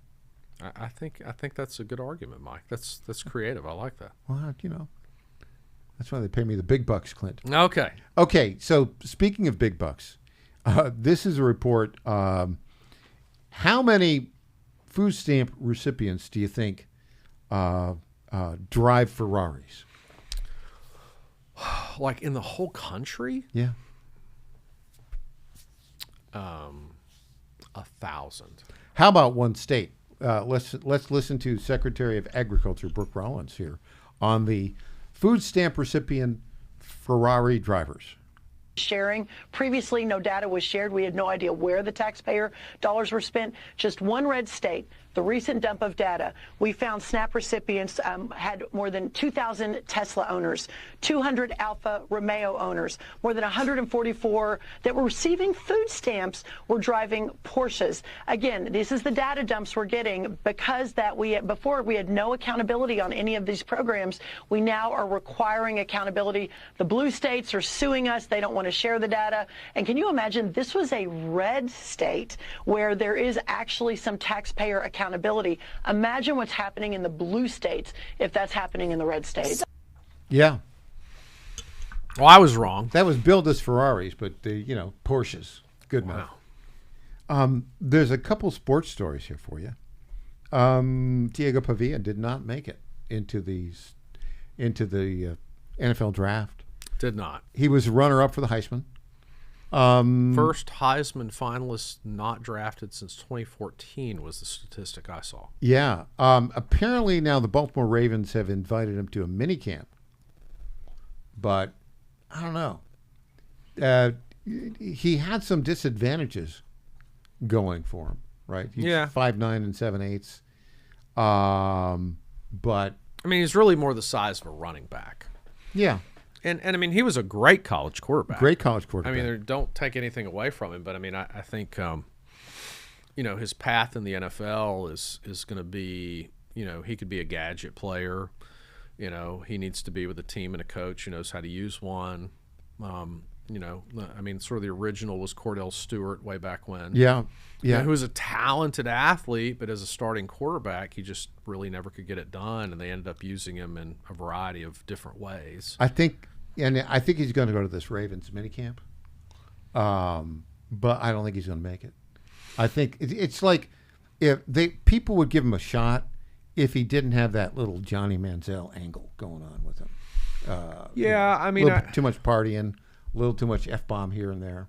Yeah, I mean, I read a column about it, and he's not the first quarterback this happened to. I don't think it's so much about how he carries himself. I think it's how much attention he draws. Which is, yeah. So, like, Tim Tebow spent most of his time in the NFL as a backup. Yeah. And he did win a playoff game as a starter, and he did have a winning season with the Broncos as a starter. But teams stopped wanting to sign him as a backup because the conversation was always about him and not about the team, not the starter. Because not every starting quarterback in the NFL is particularly exciting, And so, do you really want to have a guy in the locker room that is always the source of conversation when he's almost never going to see the field? Yeah, I predict he'll end up in the Canadian Football League, or the UFL. Not the UFL. I think he'll go to the Canadian Football League. He'll probably do well, and then maybe come back at the NFL. We'll see. Speaking of which, I'm trying to my buddy Josh Dobbs, the Pastronaut. Nobody signed him yet. No, I know. I think that they should, but I think his path will be. His path will not be on a rocket. I think he'll end up being a quarterback coach, offensive coordinator, NFL head coach. That's his path. No, he's certainly smart enough to do it. Speaking of NFL head coaches, Mike Vrabel. Oh, what a train wreck. I mean, train wreck. Everybody wondered why the Titans were so ready to get rid of him.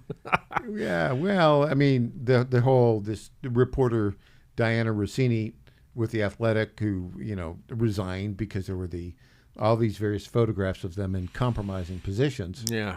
I mean, I don't know. I guess he keeps his job, but the luster is, the bloom is off the Mike Rabel Rose, I think. Yeah. And I don't know how you get it back. I read a piece where I think the biggest concern is his swagger, and the players need to see it, and he's got to get it back. He ain't getting it back for a while. Yeah. All right. Clint Brewer, thanks so much for joining us Thanks today. for having me, Mike. All right. Up next, Rob Carson. I'll be back tomorrow morning at 9 o'clock Central Time. I hope you have a great day. I'm Michael Patrick Leahy.